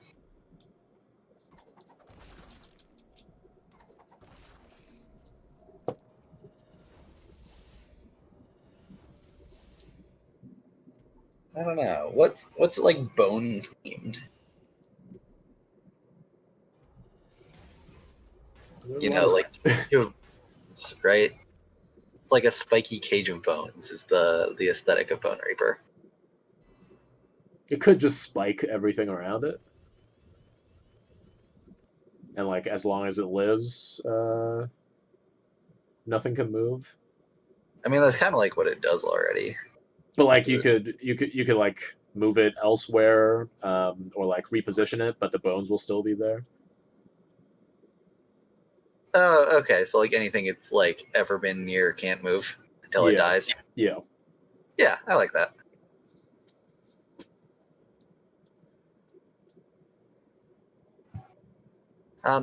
As to why the Dream Shaper there, I think it was just to prevent Reva from running away.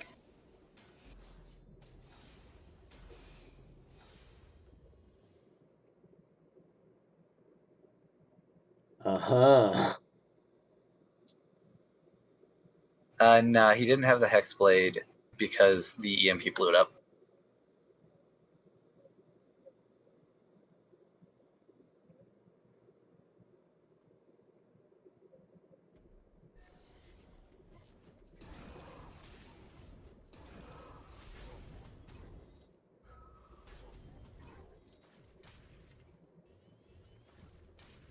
Alright.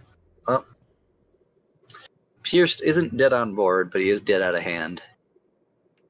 3, 4, 5, 6, 7, 8, 9, yeah. Because of Paragon. Paragon below the Primus. Or in front of Reva. In front of Reva deals more damage. Oh yeah, he did have it destroyed. Now Stark can get in for more damage. Gotta get that overkill. But alright.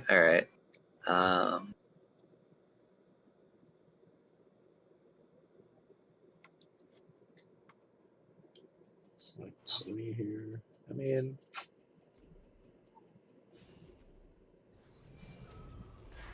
wait, Stark. No, you got lethal, my guy. Like, you could even just Dragon Seal a thing in. There's like a wide variety of lethals you got here, my man. You still haven't missed it, technically.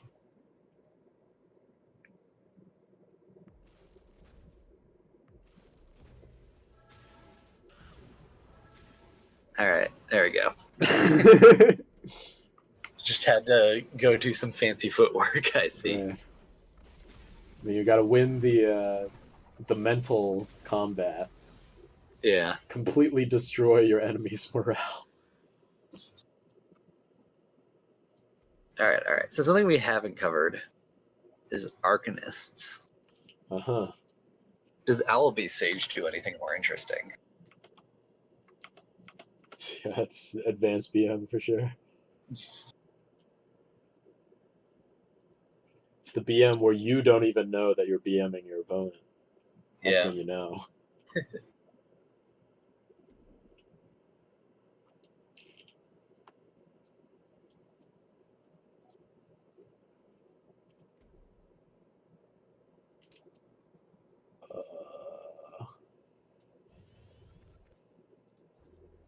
Starkly Pierced. Oh, yo, I think Cataclysmic Fault should allow you to choose the row the fault is built on. Yeah, I agree. Yeah, somebody said that in chat, I think. Ah, I didn't actually see that. But what do any of the Sentinels do? What do the Sentinels do? I feel like we should completely revamp what the Sentinels do. The existing mechanic is pretty good. Well, no. I mean, like, what they do after they transform. Oh, yeah, for sure. Yeah. Like, I don't think it's like, oh, you know, Moonlit Basilisk gets +5/+5 or something. I think we just choose more powerful abilities. Yeah. What's your favorite Sentinel? Drake Dowager. Drake Dowager. Okay, so it's the on general attack one.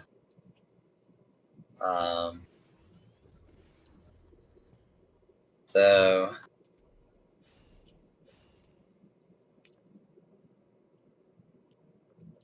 what are the aspects of Drake Dowager? The minion that's played on the back line that punishes your opponent for attacking with their general.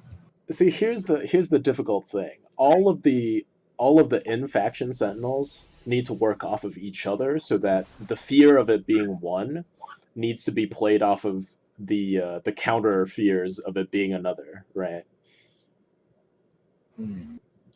So this is a pretty hard design. Yeah.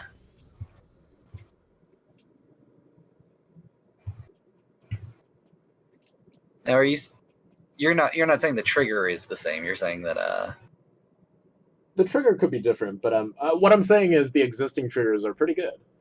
Yeah. In terms of clean game actions that you can use to delineate the transformation. Yeah. Dowager Drake's up rush. Yeah. What you want is for when you juke your opponent, the cost needs to be super high if they mess up. Guys. No. If Drake Dowager kills something, it reactivates. Okay. For that multi-Drake drifting. Big Drake.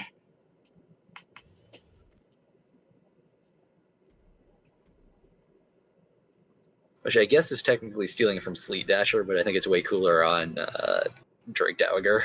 Yeah.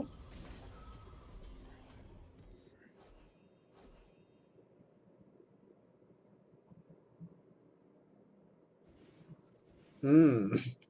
What if what if this could okay, I was thinking about Moonlit Basilisk, and I was thinking whatever spell you cast to transform it just like gets removed from your deck. Like the remaining copies just are gone. Huh. Like it absorbs all the magic. What if it absorbs the magic and of note, if you use your BBS to trigger it, your Do you BBS just becomes unusable. you just lose your PPS? Yeah, but it only gets +1/+1 because in addition to when you trigger it, it removes all the copies from your hand and deck. It also gains stats equal to the mana cost of all the cards at 8. Okay, so not just like a pure +3/+3. It's now based on the stats of the card. Yeah, so if it like eats an Ice Age and eats 3 Ice Ages, it gets +24/+24. Oh, all of them. Okay, okay. Yeah. Yeah, I'm down. I like the balance there, which is, you lose your BBS, but it doesn't get super huge. Yeah. Because, it speaks to how important the BBS is, I think. That, like, even giving it just +1/+1 with that. Yeah. I do think it only triggers once. It's only on the card that flips it, which is Yeah, for sure. a break in design from the current setup, but doesn't necessarily have to be a break in design from our revamp. Yeah. We could have all of them just be trigger once effects that are much more powerful than the trigger multiple times. Because I forget, in our world, when we were just talking about, does the trigger also counter the spell that it's triggered on with Moonlit? Uh, Like, does it eat that spell too, or does that spell go off and it eats all remaining copies? I think the spell does go off, but it eats all remaining copies because like we don't want to completely stop other people from playing the game, right? Yeah. Or do we? Well, so maybe this could be the special thing about Mind Cage Oni. Like Mind Cage Oni could counter the spell, maybe. Yeah. No, I like that. Maybe Mind Cage Enemy is just a counter spell. Yeah. And maybe it's a counter spell that says spells with this name can't be played until or for like the next turn or whatever. Or just as long as it's out, I think. Oh yeah. Like, like if it meddling mages it. Yeah. In that case, should all of them be locking spells in some way? Like Moonlit Basilisk eats them, Mind Cage only locks it, as long as it's in play. And that leaves Zeraloth. Yeah, Zeraloth. Zeraloth could just summon a minion that is of that cost. Oh, you know what it could do? It could summon like the horror immediately, and the horror has Dying Wish. Cast that spell. That feels significantly less powerful than the other ones. Yeah. Like,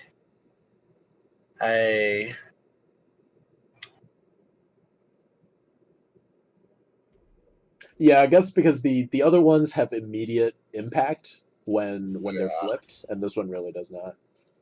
Yeah. Oh, what if whatever card was used to flip Zeraloth, whenever it's cast, Zeraloth deals damage to the opponent, like deals like 8 damage, Okay. and that way it again is dissuading like the use of a BBS. So does it keep track of it like forever, or is it just as long as Zeraloth is alive? As long as Zeraloth is alive. Although maybe it is a curse. Maybe it is a curse, and maybe it does less damage then. Maybe it deals like 4 damage whenever they cast that spell, and it's like you've been cursed by Zeraloth. Yeah. That's like pretty good feel. I like that. Yeah. Meanwhile, in this game, In this game, this is like a pretty solid turn for Pierced. They've only got two sand tiles left, but it's a pretty like good Dream Shaper, Bone Swarm. Yeah. Draw 2 cards. Get rid of everything except the last Heartseeker. You can use the Dervishes to clear the Dancing Blades. Get 2 more Dervishes. Although Starkly's options here are pretty good too. Oh yeah, definitely. No, Like Pierce needs to land this Monolithic Visions. yeah. I like playing the Ray. Because if Reva hits it, it will dispel the Heartseeker, which will actually give it 1 attack, but it will remove the, The ranged. yeah. Yeah.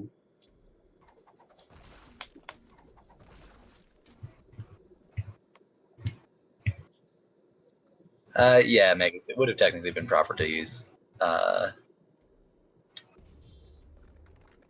Always gain that info. I don't like running the Heartseeker away and allowing the Ray to dispel the Bone Reaper, though. Yeah. And I guess it's good because, like, against Sandstorm Reader and Blood of Air is the thought. Because you don't want to bounce it. Sure. But, you know. I guess like it's a 2/9. It's not the end of the world. Yeah. The body is pretty large. Yeah. Big body. Yeah, okay, so Zeraloth permanently hexes you, Mind Cage only seals a spell, and Moonlit Basilisk eats all copies of a spell. Or Mind Cage, yeah, Mind Cage counterspells. Well, it counterspells and seals it. And steals it. Or seals, not steals. Yeah. Yeah.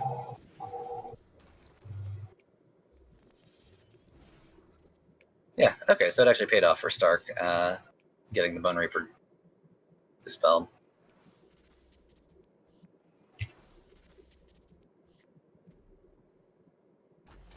Okay. All right. Close. That was close.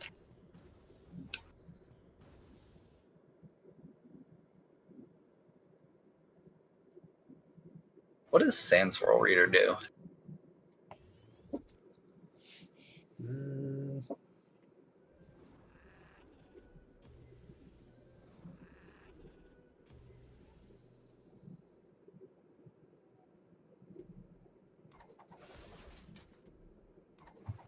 Kind of wanted to have something to do with bouncing your own creatures because I feel like that's the best feeling action with the Sand Swirl. Or like it's the spiciest action. Yeah. Like maybe copies of creatures that you've bounced with Sand Swirl cost 0 for you.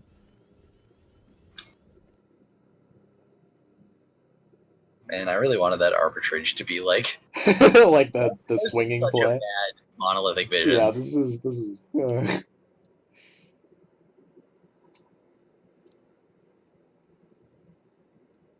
This is like such a bad Monolithic Visions. They can't even draw cards. Yeah. Yeah, press F. There, I pressed F. F. Oh man, and the you can. I guess you can grab that.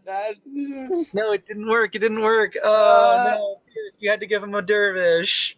R.I.P. Oh, that would have been so sweet. That would have been so sweet. That's all right. I'm gonna have to press more than one F here. This is too much. FF. Oh, I'm sorry, Pierced. That feel when it's not equal to or less than. I don't like playing the Dream Shaper here. You're gonna need that draw. You're gonna carry that weight. Oh man, that would have been such a stellar play had he given a dervish. Yeah, this game would be so different. Yeah, and Pierce hadn't even replaced yet then. Yeah. Yeah, so. Fuck. Yep.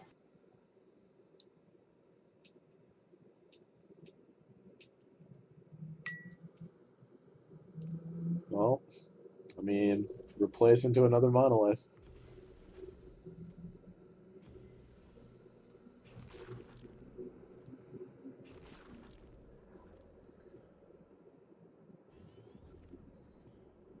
Replace Neuralink. All right.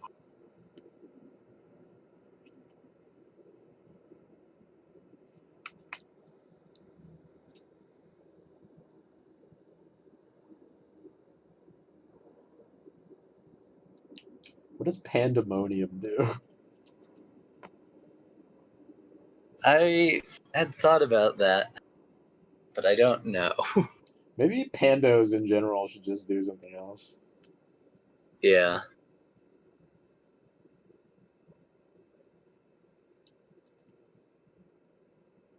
But I don't know. I really think the pandas are like a well-designed mechanic. Yeah, I agree. Maybe Pandemonium should just, you should just lose the clause about until end of turn, and that would be good enough. Or maybe you could even change it just to until your next turn. I like the cuteness on Neuralink kinetic or kinetic what should we call it? Get that last blast damage in. Yeah. Pierce is really doing their best to make the best out of a bad situation.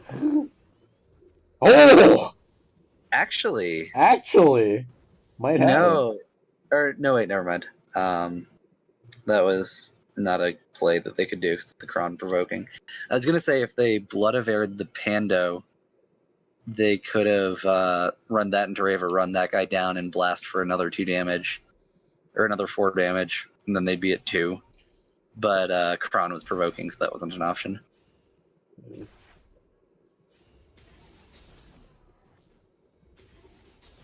A Bone Reaper. They need to move like 1 up. Yeah.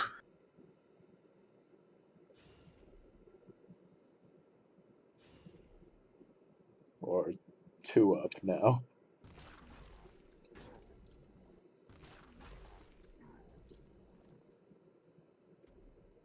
All right. I mean, they need to make the play. Yep.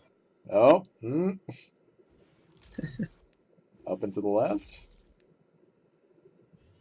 I mean, they're not dead to Blood of Air. If they go there, they're. Huh. Okay. Well, yeah, now they're just dead. How? Oh, no. You no longer have Blast, yeah. Okay. Yeah.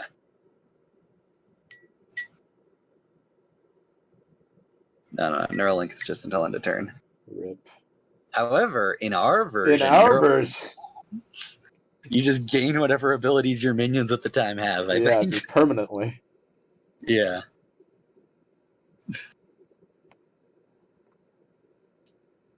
Let's see. Or maybe it should just be like everybody on your team gains the same keywords. I mean, that takes a little bit away from the uniqueness of silver. Yeah. But it's like a faction card, Yeah. I don't know. Plus, who knows what silver does? It's true. I think silver just takes the abilities of all the mechs that have been played and gives it to all the mechs whenever a mech is played.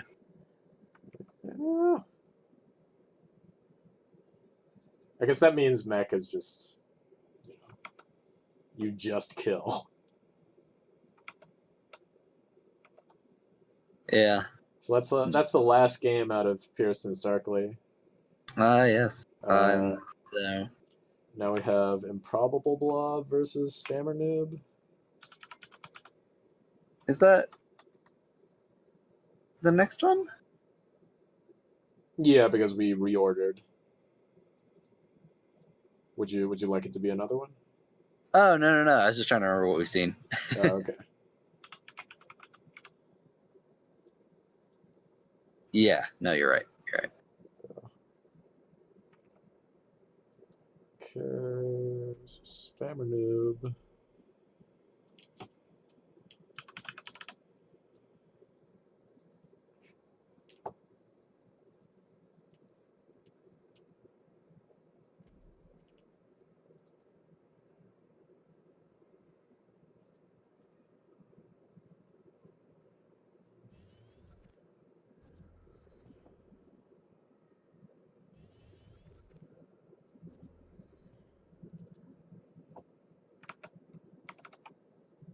All right.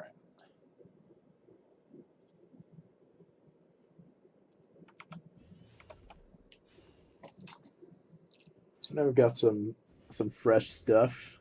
Oh Yeah. shit, Condom Ka. Oh, yeah. Yeah,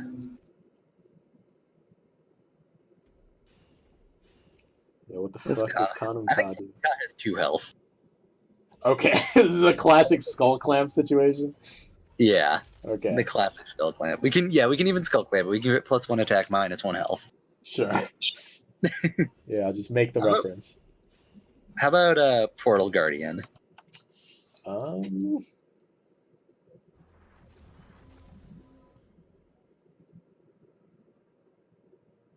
Honestly, my first thought with Portal Guardian is whenever anyone plays a minion, get +1 attack. yeah, it's also a Crimson Oculus. Yeah. Well, half a Crimson Oculus. It starts out with 8 health, but it doesn't get more than 8 health. Right. Croculus. Makes it an even stronger anti-swarm tech. Sure. I mean, maybe not in this. When Wraithlings do what they do. I mean, you need Portal Guardian to be big enough to wipe them. Yeah. The Well, thing about Portal Guardian is that it will actually scale with Wraithlings. It will always be able to wipe the Wraithlings because it will always have attack equal to that. It's just that the Wraithlings counterattacking will likely kill it yeah. after a certain point. But I think that's fine.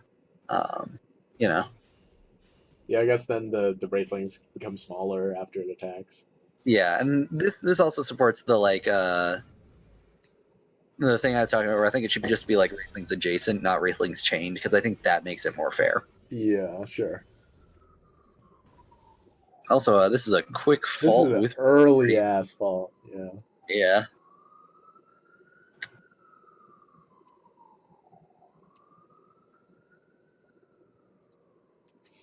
I gotta go take my meds. Dang. I'll be right back. Enjoy the wonders of modern medicine. The water and medicine.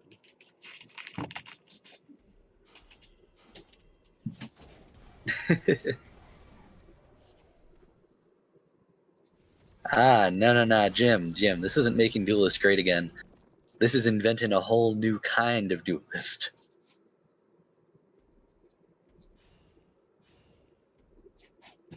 This is stuff we ain't ever even thought about before.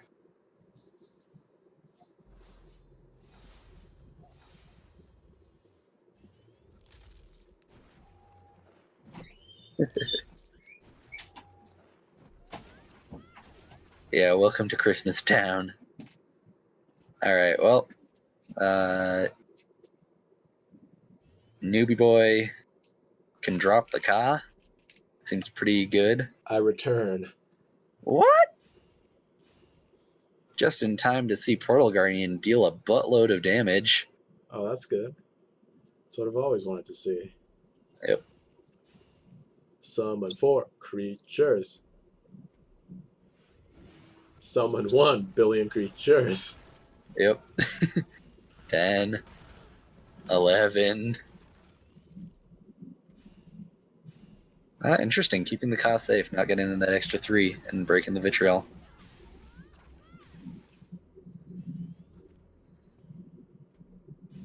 Well, Blob isn't actually dead.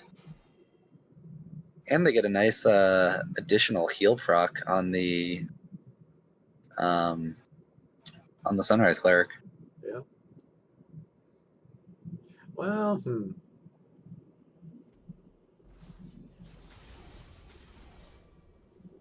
Yeah. Okay. Oh, they're choosing Holy Immolation over Sunriser.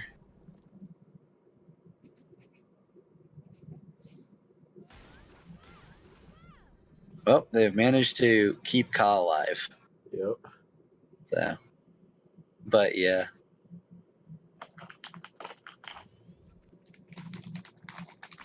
Damn. Jim with the big shade. Fuck. Resident Burb.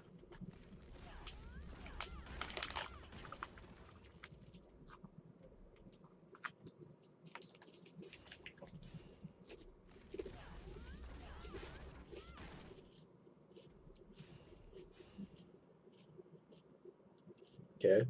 They've crossed the gap. Yep. Fault has been crossed.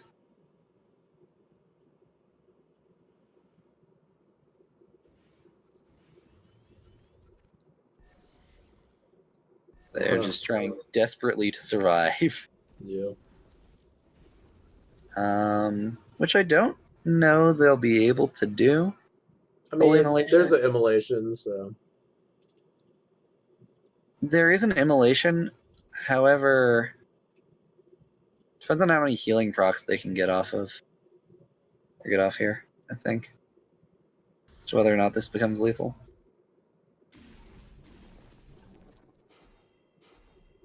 It's one. Because they need to hit face with the proc. The thing is, if they punch, then they lose a vitriol charge as well.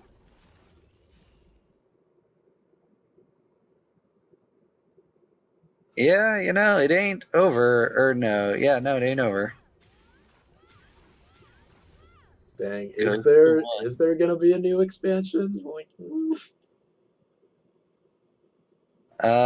yeah, we have no information on any sort of expansion. Or whether or not one will be. forthcoming. Yep.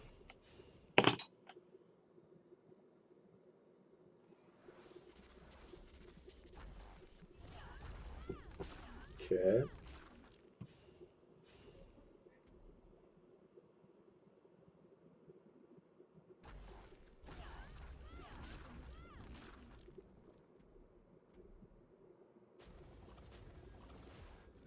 Yeah, I guess that's just how it goes. Yeah. Second Alright. draw of the day. Draw number 2, yeah.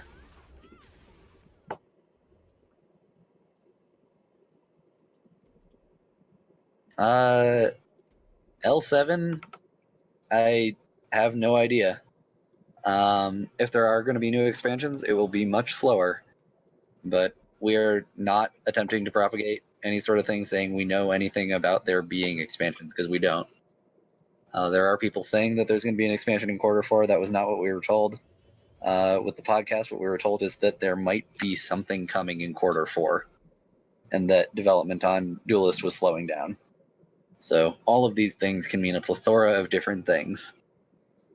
And, you know, what they knew then might be different from what they know now. Game development is a mercurial business. It hard for those of us who are doing it. Yep. Dalboz and I both have first-hand experience with this. Yeah. Hearts go out to those at Telltale affected by the layoffs. Yeah. Shit's rough.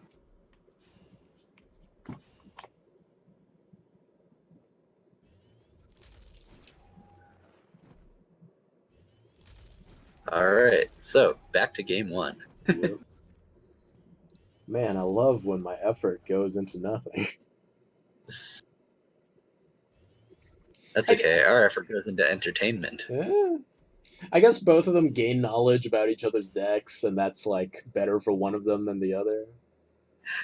Yeah. I don't know who was that. Well, I believe it is Spammer Noob, considering that Spammer Noob has played the same deck basically since week 1. Oh, okay. I think they've made changes to like sideboard tech, and maybe a couple mainboard changes, but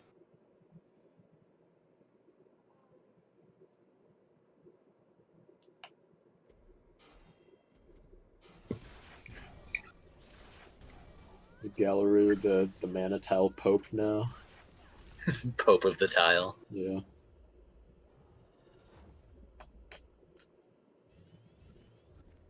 Oh, no. You know what Spelljammer does in our mode? Uh-huh. Spelljammer is a malicious wisp, but for draw. I see. So you draw 2, but your opponent does not? Yeah. And The maybe Dying Wish for Spelljammer is like, or maybe like when Spelljammer leaves the battlefield, your opponent draws 3 or something. Or just draws cards equal to the misdraws that they have or something. I kind of like draw 2. Okay. Easier to keep track of. Sure. They can just lose, I guess, after Spelljammer is played, which I guess is sometimes the case in the You current can just game. lose after a lot of cards are played in our current game. Uh, I uh, mean, Blazing Spines like fractally replicate. yeah, but that's Blazing Spines. Come on. They're 3/3s. They don't even attack the turn they come down. This is drawing cards we're talking about. The most sacred act in card games. Yeah, and when it leaves the battlefield, not when it dies. So you can't transform it, you can't do anything. It's just when Spelljammer leaves, You draw some then cards. yeah, Yes. All right. I mean, you know, power level's still up there, just like this Spelljammer, I guess. yeah. What does Malicious Wisp do? Um, Loses its Dying Wish. Oh, It's just steal a mana crystal.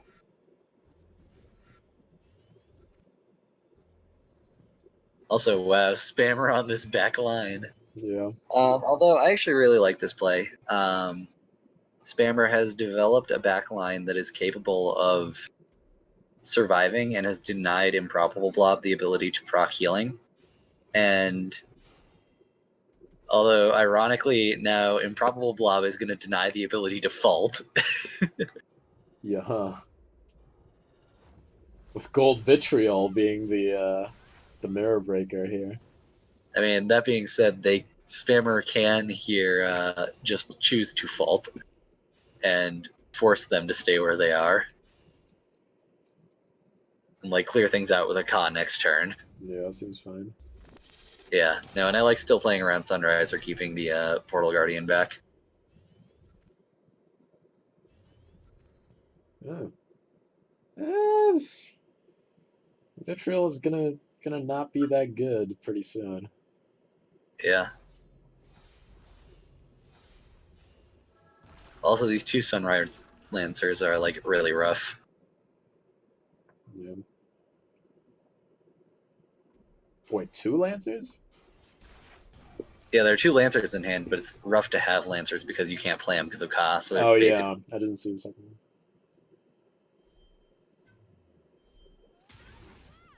Okay. all face, they say. American Like, they say. Snifferino. American Sniffer Rifle. Pew, pew, pew. More at 11. Damn. Sniffer rifle and pew pew pew is pretty good, Hacker, not gonna lie. That's some good comedy. Yep. This That's is what I'm here for. Yeah. The comedy, the Duelyst suggestions, Yeah. or the vintage Duelyst suggestions. We're making a different game. We're making the Dota of Duelyst. Yeah, Dota of Duelyst. Dawn of the Duelists. Yeah, Duels of the Ancients. Jim brings up a good point, even if it's not necessarily what was meant to be brought up. What do we do with both Astral Crusader and Astral Phasing. Well, let's start with Crusader because that's what I think is more interesting. Probably. Possibly.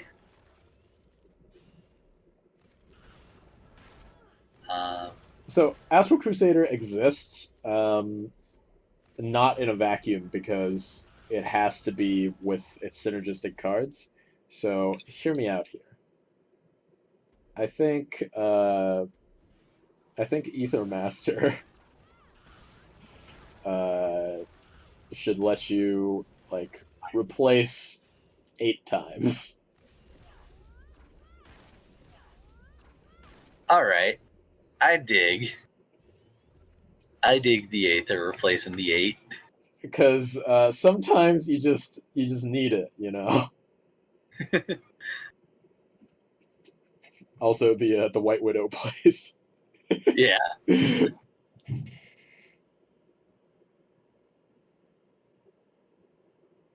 Wow, spammer.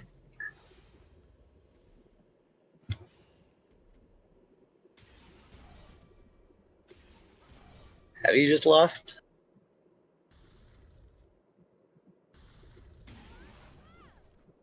Oh, I guess that killing these things off does proc Vitriol a million times. Yeah. Or give you like millions of things to get hit by. Yeah, moving there was definitely wrong. Then you take 6 more damage. Holy shit! Yeah. Real.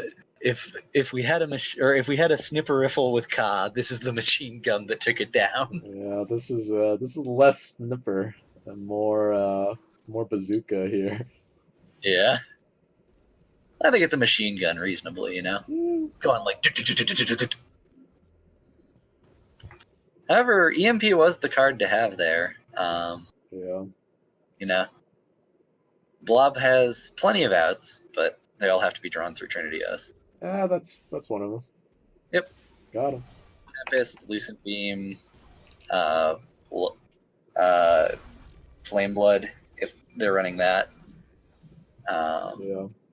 Yeah, Form. I do agree that these are fair decks. Yeah. These are pretty much as fair as you can get, I think.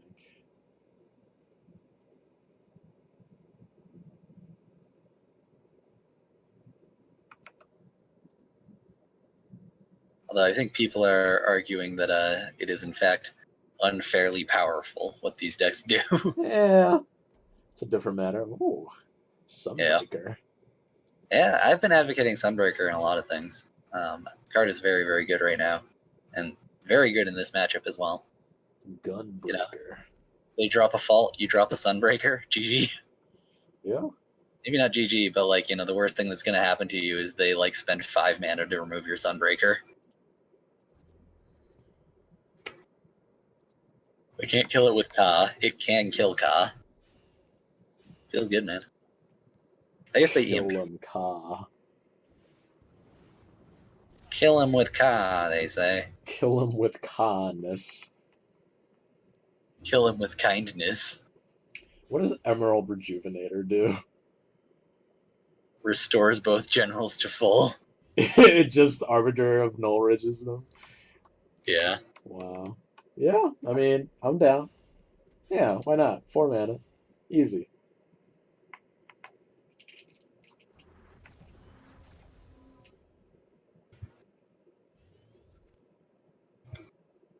Or what if it says each general heals for an amount equal to the amount you've healed this entire game?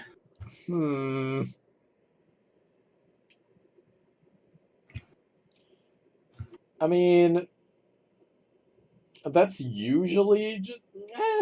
I feel like even the payoffs are like...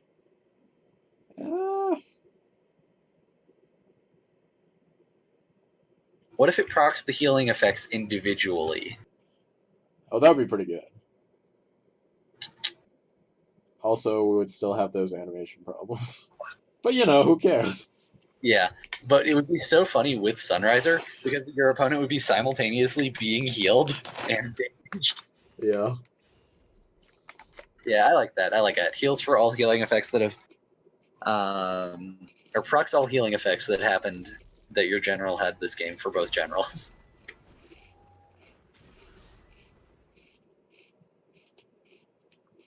Yeah, Spammer, I mean, the thing is, if you're going to play the same deck, you're going to have people who are going to be able to counter that deck. That's just the way it is. You gotta rogue it up.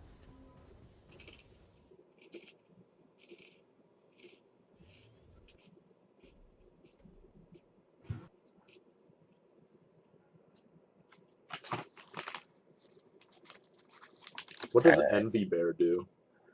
Envy Bear.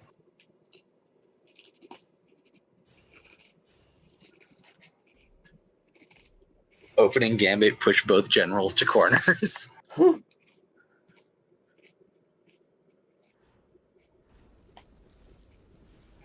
Pushes both generals to the corners farthest from an enemy minion. So he's just in as quiet a zone as possible. Yeah.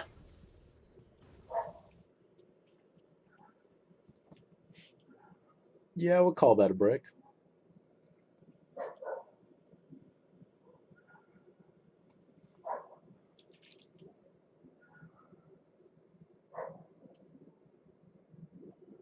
There's a dog nearby you.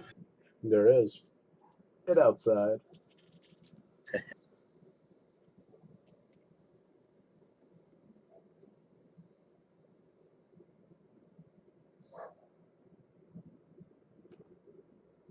Actually, with the armory idea, we didn't even talk about how all the equipment would be different.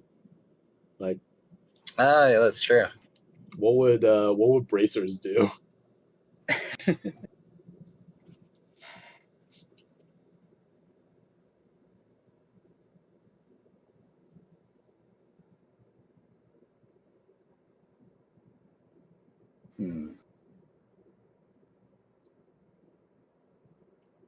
Could be like at the end of your turn, heal one. Yeah. Yeah, I like that. You know, an additional like super easy healing proc for Ziran. Yeah.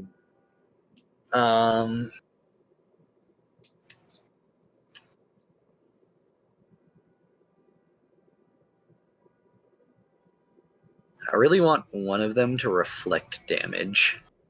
Okay. You know, like a Tageti, but just back onto the person who attacked. I guess like Halo Bulwark would make the most sense for it, but if it also whoa, RIB.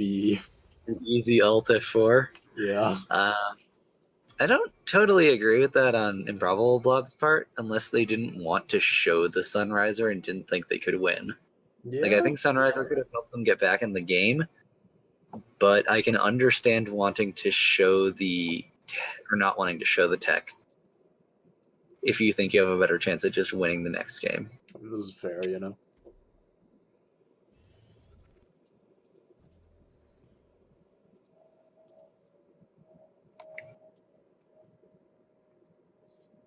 We got blobs in the chat, so hopefully they'll be able to Tell us the thought process. No, it was a disconnect. Oh, I see. It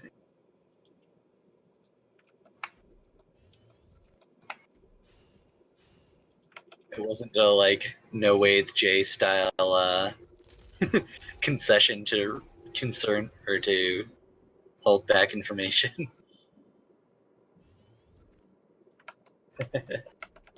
I mean, it's up to Spammer whether or not they take the win when you're the one who disconnects. So that's perfectly fine, especially considering you're both like, you know, you are both in a position where you are playing to try and secure playoff spots. So, dang, we're already spoiled for this game?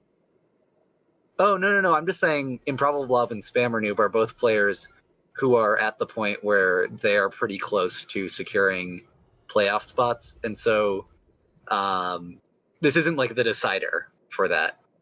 Oh, I just mean for this game, because Improbable both of them Blob. are looking to grind out those last few wins to just like 100% their slot. Yeah, I just mean that Blob said that Spammer got it. Oh, Spammer took the win for the disconnect. The rule on disconnects is the person who didn't disconnect gets to decide whether or not the game is replayed. Oh, sure. So to prevent people from like quitting and then saying I disconnected, we're replaying. Yeah. I'd rather have it be in the hands of the person who didn't disconnect and have them have the ability to say like, no, I'm just going to take this. That was my thought pattern on that ruling. Yo, what does Blood Tier Alchemist do? The same thing. Yeah, probably. Card is nuts. uh, Card is so good. Card is very good.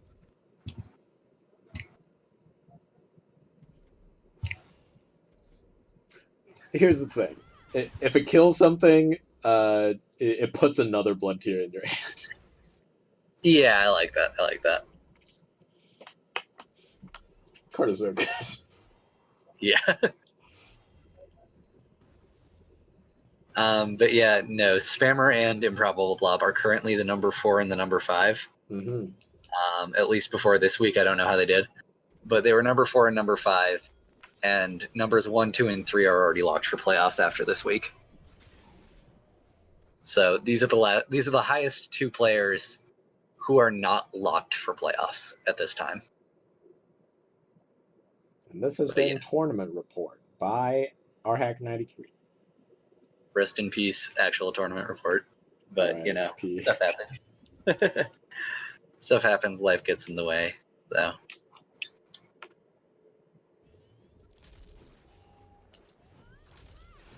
What does Healing Mystic do? Healing Mystic heals your general and a minion. It's like reverse Searing Blazes. Yeah. Yeah, I can dig.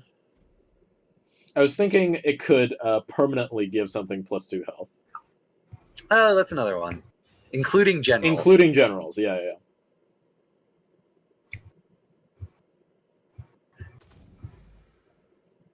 Are these casts going on YouTube?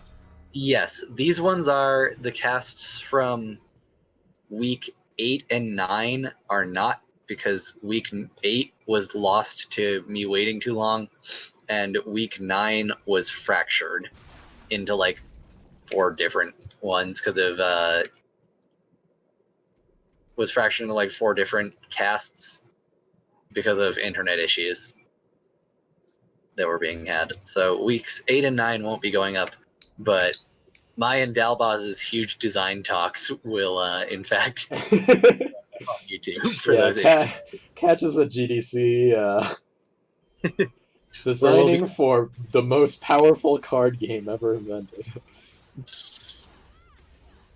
The most duelistiest card game ever created. What does Sand Burrower do? I think that Sand Burrower costs 1. Okay. Because then it becomes an infinite combo with Kujata. Yeah. And you don't need 3 Kujatas. Well, maybe we'll make it cost 2. We'll have to have 2 Kujatas. But does it do anything on its own? It's just a combo enabler? I think so. I like it as a combo enabler. Sure. Some things never change. Yeah. And Spammer's dead. That's a quickie. All right. Well, that's all we've seen of him. Yep, that's game 3. Now we're on to Galru versus Death's Advocate.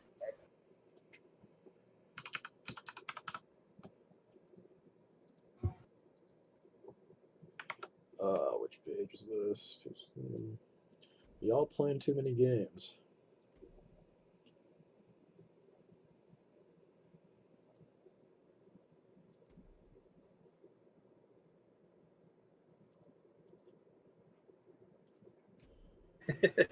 So, Spammer, I like the fact that every one of your matches that's been shown on stream is a loss, and you still managed to be in 4th or 5th place.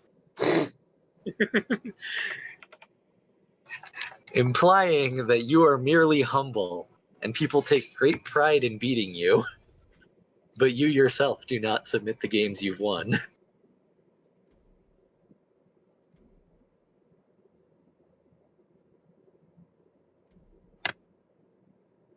Okay, this is our first Vanar game. Yeah. Whew. Musarino. The Musarini is Lucerini. That's what I hear. Yeah, what does Moose do? What does Moose do? I think Moose has double its stats. Just that's it. Yeah.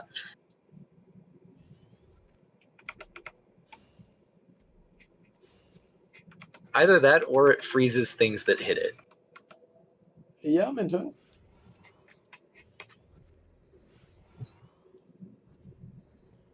Moose is just like a huge thing that you can't kill with combat.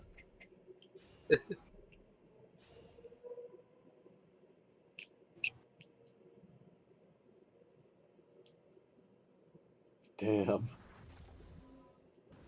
This does not feel like where you want to be against Ziran. Dealing 2 damage to Ziran initially. Uh-huh. Well, not only that, spending a card to deal 2 damage to Ziran. Yeah. So, yeah, this is, it's looking good. Yep. Yo, what does Hearth Sister do? Oh. Man, Hearth Sister's already so cool. Yeah, that's what I'm Hearth saying. Sister... No, Hearth Sister's like Juxt. It can also swap with generals. Okay. Yeah, I guess like the more powerful cards, we just need like a slight tweak to them. Yeah. Like the more powerful unique effects, I think. Yeah. Um, What does Krygon do? does Krygon do? Let's see. Whenever your general attacks, it grows. I can dig. Does the grow happen before damage? Yes. I see. I too love to be hit by 18-wheelers. 18-wheelers, yeah. Nah, I don't want to give Krygon Rush. Giving things Rush is too easy a cop-out. I like the Rush off Krygon being the general, yeah. You have to be in there. Yeah. What does Finality do? Saurian Finality sets mana to 0. Oh.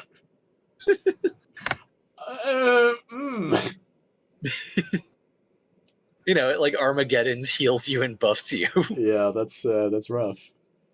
Yeah. Turns out the Saurians were right. Yep.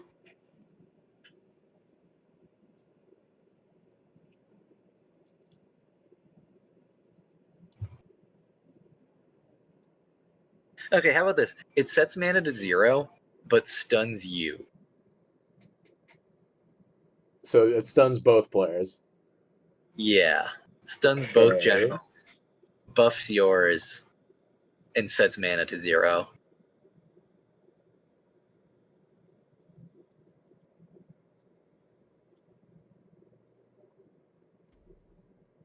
I think that's the finality where you like let out some fucking like earth-shattering roar and then get dizzy. But, like, or come out you of it. spend all of next turn roaring. Yeah.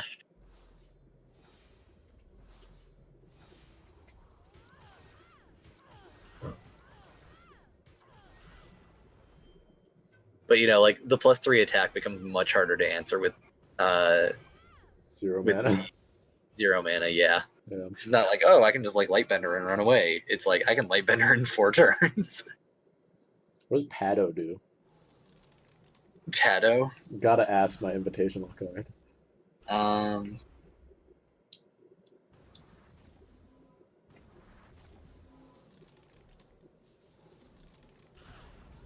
Pado deals damage equal to the number of spaces things are teleported. And it's symmetrical damage. Like, you can deal yourself that damage. Yes, if you teleport yourself. I'm down. And so it can deal up to 1, 2, 3, 4, 5, 6, 7, 8, 9, 10, 11, 12 damage if it teleports something from one side of the board to the other. Yeah. Yeah, okay. I'm into it. Because sometimes you'll be in those situations where you can't airdrop it in such a way that you don't teleport both you and your opponent. So yeah, I'm in for it. There's also those Lodestar X Pado interactions. Oh, like you can teleport the Lodestar? No, because the Lodestar is invulnerable, but you can teleport things that are stuck to the Lodestar to unstick them. Oh, sure. Damn. Now we have all this deep lore. How will we ever remember all this stuff? Because it's going up on YouTube. Ah. We'll leave it for someone in chat to rewatch and document all of the card changes we're making. Let's see. What are other BBS? Oh yeah, what does Crestfallen do? I mean, Crestfallen. I guess Legion doesn't actually change Crestfallen. Yeah, but I'm thinking more about Brome's BBS Crestfallen. Yeah. But you're right, that Legion is a thing. What if Crestfallens are 1/4s, and at the beginning of your turn they gain, or their attack becomes equal to their health? Okay. That's extremely rough. I mean, this is in a world where Rippers have Force Field, Wraithlings gain +1/+1 Yeah, for being adjacent to one another, this is and true. Heartseekers have Death Strike Seal automatically applied, so... Yeah, I'm down with that. To that effect, I think that Ziran's ability heals 1 3 times. Ah.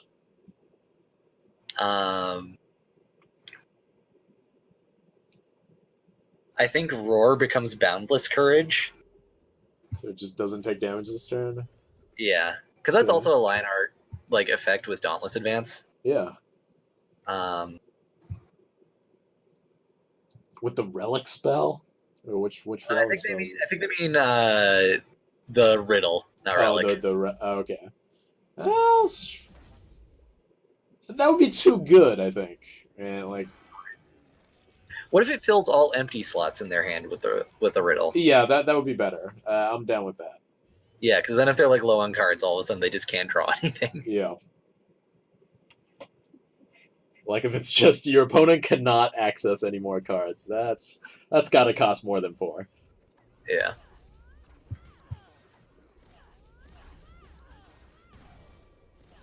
Let's think of some other BBS though. I mean, look at FaZe, right? What if FaZe deals damage like vertically and horizontally? Sure. I'm trying to think whether or not that's like interesting. I guess so. Just becomes hard to position in any way. Yeah. I think Kara's BBS is Kara's old BBS and Kara's new BBS. So what does this one do?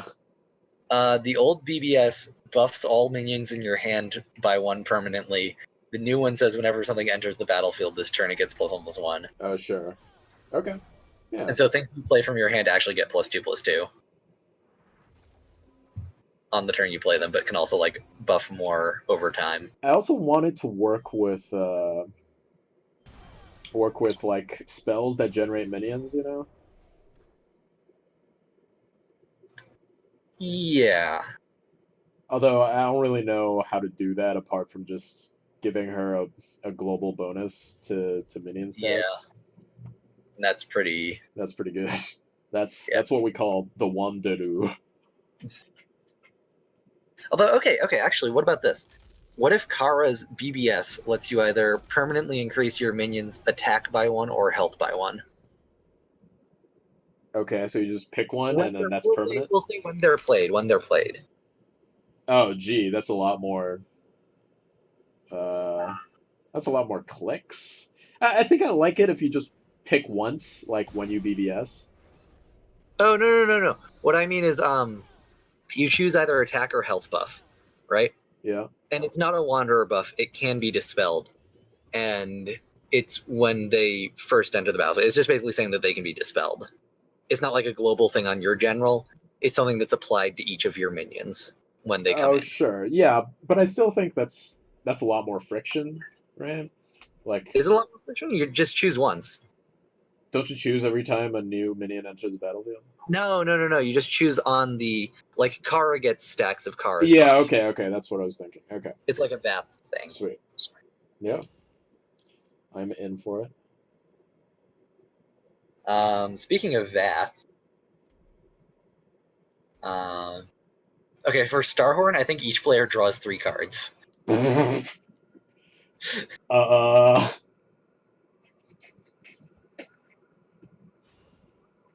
okay. Decimus is a hell of a drug. Yeah. Doesn't need to change. Is still just a Starhorn combo. It just combos a lot harder and a lot faster. So Decimus is the same card, is what you're saying. Yeah. All right.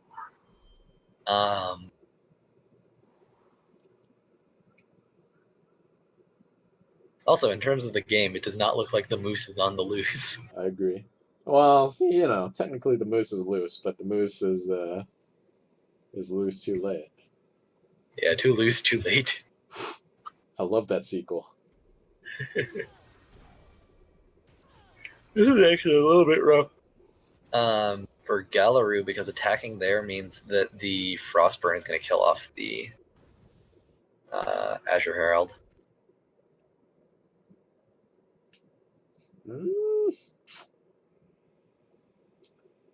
It's not good enough.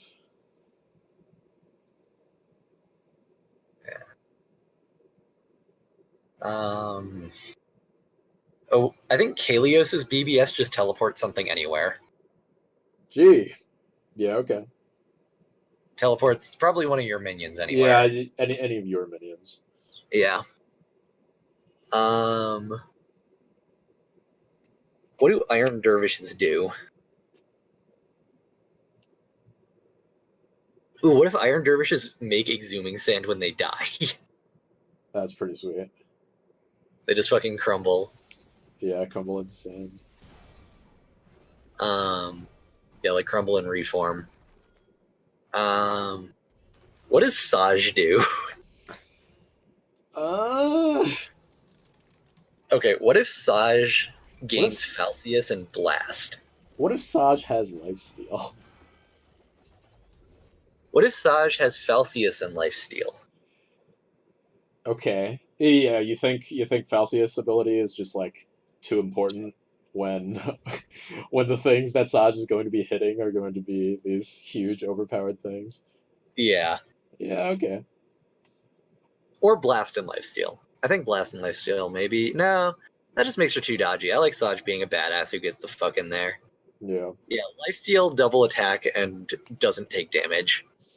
Yeah, Saj is just a fucking tank.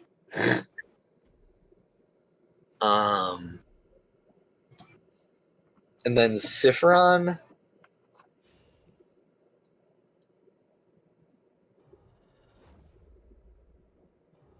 Could Sifrons be just gain control of a minion until end of turn, and the minion has to have equal to or less than the power that Sifron has? Yeah. And it gains rush, it's like second Right. Yeah. Things that are, less powerful than. Yeah, I like that. That's cool.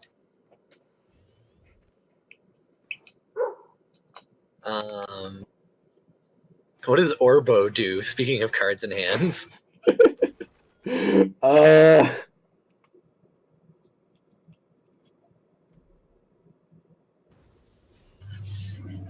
I think Orbo specifically changes all the cards into your hand to the legendary minions you will need to win the game. I was gonna say Orbo just also has the text that all prismatic versions of cards get +1/+1.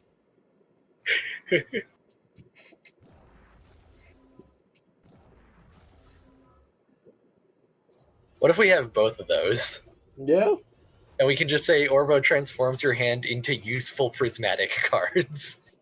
And prismatic cards cost 1 less and gain +1. Right. This is the scientist's other job. The scientist has to come up with cards to fill into Orbo players' hands. Yeah. Also, Galaroo throwing out the Zirhan Shade on the Orbo plays.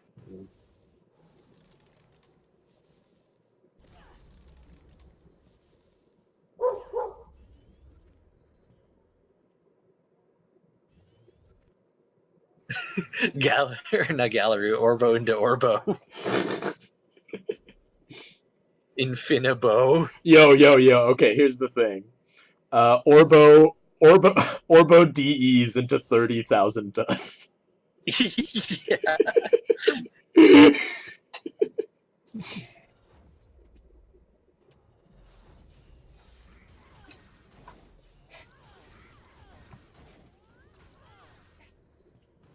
DEs into 30,000 dust costs 60,000 dust. Yeah.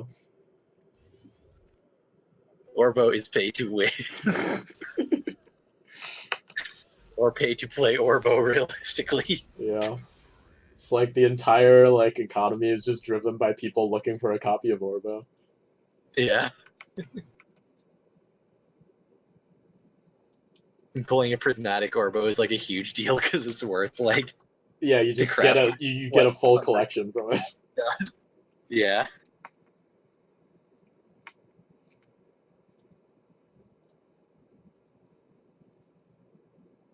Ooh, actually, yeah. With every time you get lethal with Orbo, it doubles the price that your next Orbo will disenchant for. So instead of just disenchanting for a flat 30,000, you choose one to cash out after stacking Orbo kills. Wait, But what you have if to get also those. also if you lose, it disenchants it, and you don't get anything? No. I think it's just a game where eventually somebody's gonna disenchant Orbo for 3 trillion spirit and break Duelyst. Sure.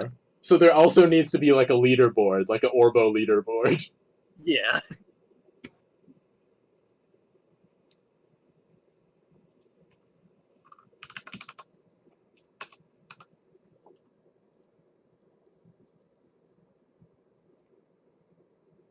Also, is this going to be our last match? Just because I know you said that you have plans after 6. Yeah, I do. So yeah, this is a good time to stop. Yeah. Yeah, this is the. Oh yeah, let me find this game.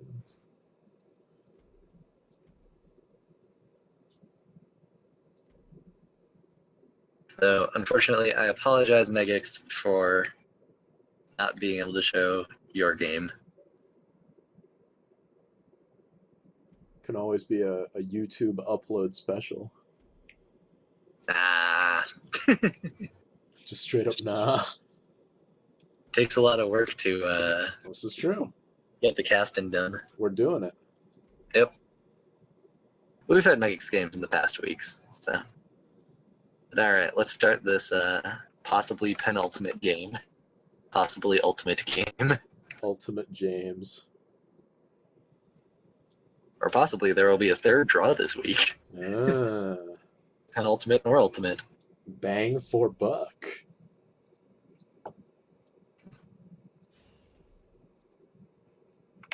Okay. I believe you, man. And I apologize for not having a stream or a week 10 cast. There's stuff going on. I was not feeling. I think you've been casted at least twice over the course of these weeks. But you know, getting casted twice is not nothing. It ain't There are plenty who haven't been casted at all. Alright, well. What does Sunset Paragon do? Or what does Sun Sister Steropi do? Sun Sisters well, let's refresh ourselves on the text here. Whenever anything is healed, put a True Strike in your action bar. So obviously that means we need to know what True Strike does. Deals 2 damage. Oh, you mean new True Strike? Yeah, new strike. True Strike now deals 2, heals 2. Okay, yeah, you choose both targets? Oh, no, like deals 2 and heals 2 to your general. Oh, sure, okay. All right. And so he becomes a machine gun of True Strikes. Right. So you don't need anything to combo with Steropi. Yeah. All right, I'm down. Also, Steropi BBS puts 3 True Strikes in your hand that you can't get rid of. Oh yeah, that's true. True Strikes are just in your hand. Yeah. What if True Strikes dealt damage equal to the number of True Strikes in your deck?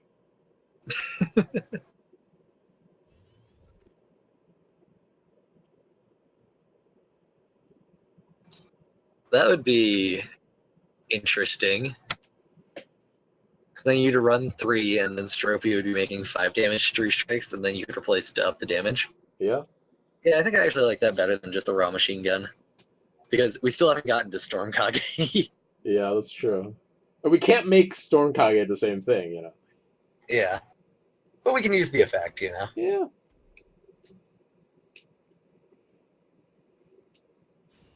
Yeah, I guess heals for less would be better technically. Yeah.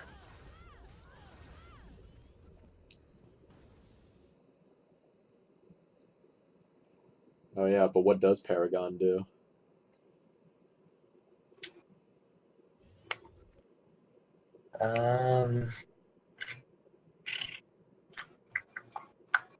What if Paragon makes everything around it betray? Like, betrayal? Okay. So it, like, attacks a nearby ally. If there isn't one, then it attacks itself. Sure, that's... Yeah. Or deals damage to itself and a nearby ally. Yeah, I'm down for that. But what does Betrayal do? What does Betrayal do?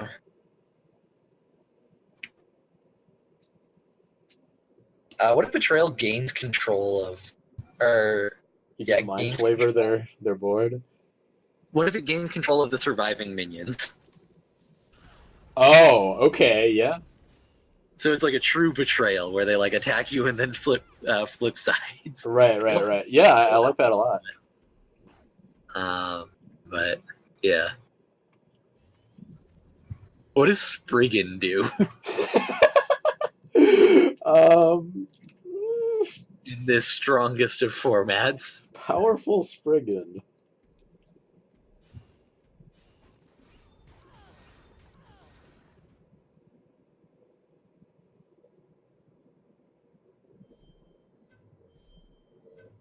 Maybe Spriggan turns all minions into Spriggans. Or into kin. Yeah, I like that actually. Turns all other minions into kin. Yeah, and then it has like all the special things. Yeah, that's the real party elf we were promised. Yeah. I actually really like that. All right. I think we only have one general, or no, 2 generals left. We've got Eilina and Shidai. Okay. Oh, also Cassava. Oh yeah, that's true. I think Lilith's BBS stays the same, but we're changing what Wraithlings do. Yeah. Most of the ones who make guys are staying the same, but changing what Wraithlings do. Or changing what their minions do. But yeah, Shidai. Shidai has spell swords, which are difficult. Basically have to figure out what each spell sword does. Yeah.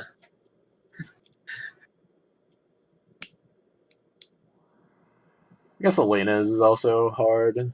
I mean, Elena's is, we could just say, you know, doesn't have to be adjacent and can hit generals. Sure. Yeah, I just mean to make it interesting, you know, like, we can make it strong. But Yeah. I guess that's the BBS thing. Yeah. But yeah, so that leaves, like, Shidai's.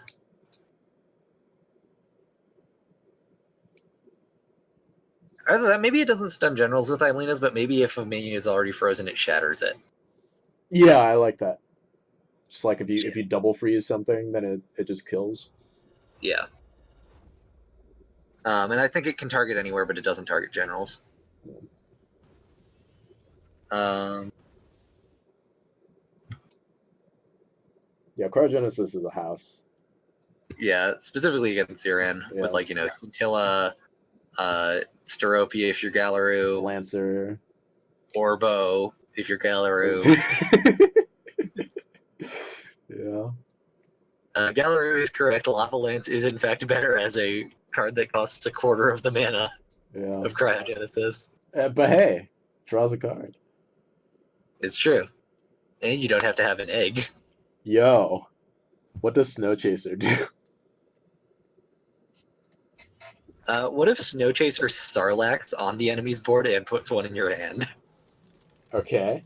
Yeah, So if it dies of Infiltrate, it like gets digs up again from somewhere else at the end of the turn or something. Yeah, do we have to change what Infiltrate does, or is Infiltrate still Infiltrate? I think we keep what Infiltrate does. Alright. But yeah, we still have to do Shidai. I want to do Shidai before this is over, because that will have revamped all the generals. Okay, let's And pull up. Vath. Shidai and Vath, actually. We Oh haven't done right, Vath. I feel like Vath should just, like, I don't know, gain life or something. Uh,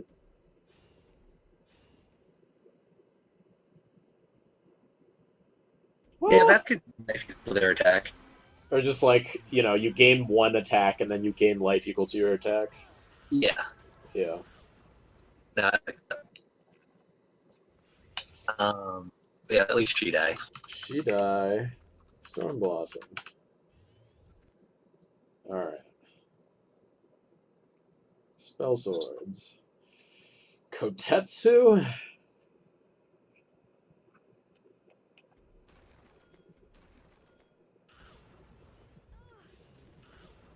A friendly minion or general backstab 2. Okay. I mean, yeah, I guess the general structure of Shidai's BBS shouldn't be changed, or it's just like you make spells that cost 1 that do something. Yeah. It could possibly even be that Shidai's only change is that they get to choose the spell sword. Sure. Is that good? And, it's like weaker, but it's got 4 modes, and you're choosing the best one every time. Yeah, that's true. So maybe the And, like, utility makes modularity up for it. Yeah. powerful Yeah. Okay. effect. It's I can hard see to it. see how powerful it is. But yeah.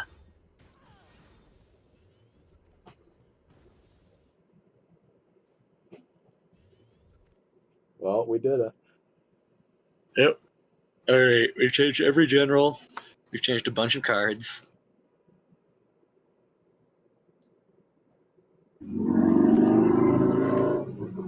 Vroom vroom.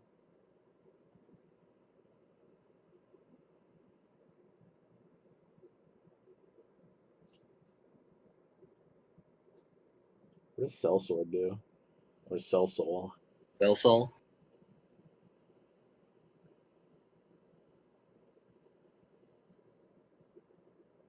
What if Cell read Dying Wish deals 4 damage to the active player?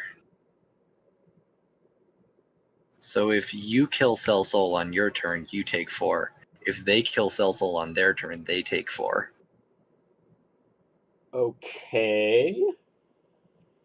That's a buff. I agree. I just think it's interesting because it does like change the dynamic of how the card works, Yeah. Like you try and get it, like whittle it down to a 4/1, and then force your opponent to be the one that offs it. That trades it, yeah. Dang, Alpha with the call out. Jesus. Yeah. Trying to make a diss track right now, Alpha? Distract. More like distract. Like we've been distracted from this cast the entire time. Well, Yeah, I mean, that's a quick 2-0. that is a quick 2-0, in fact. Alright. That's all I got. Well, we've hoped that you guys have enjoyed this rendition of OG Meltdown casters and large portions of vintage Duelyst design,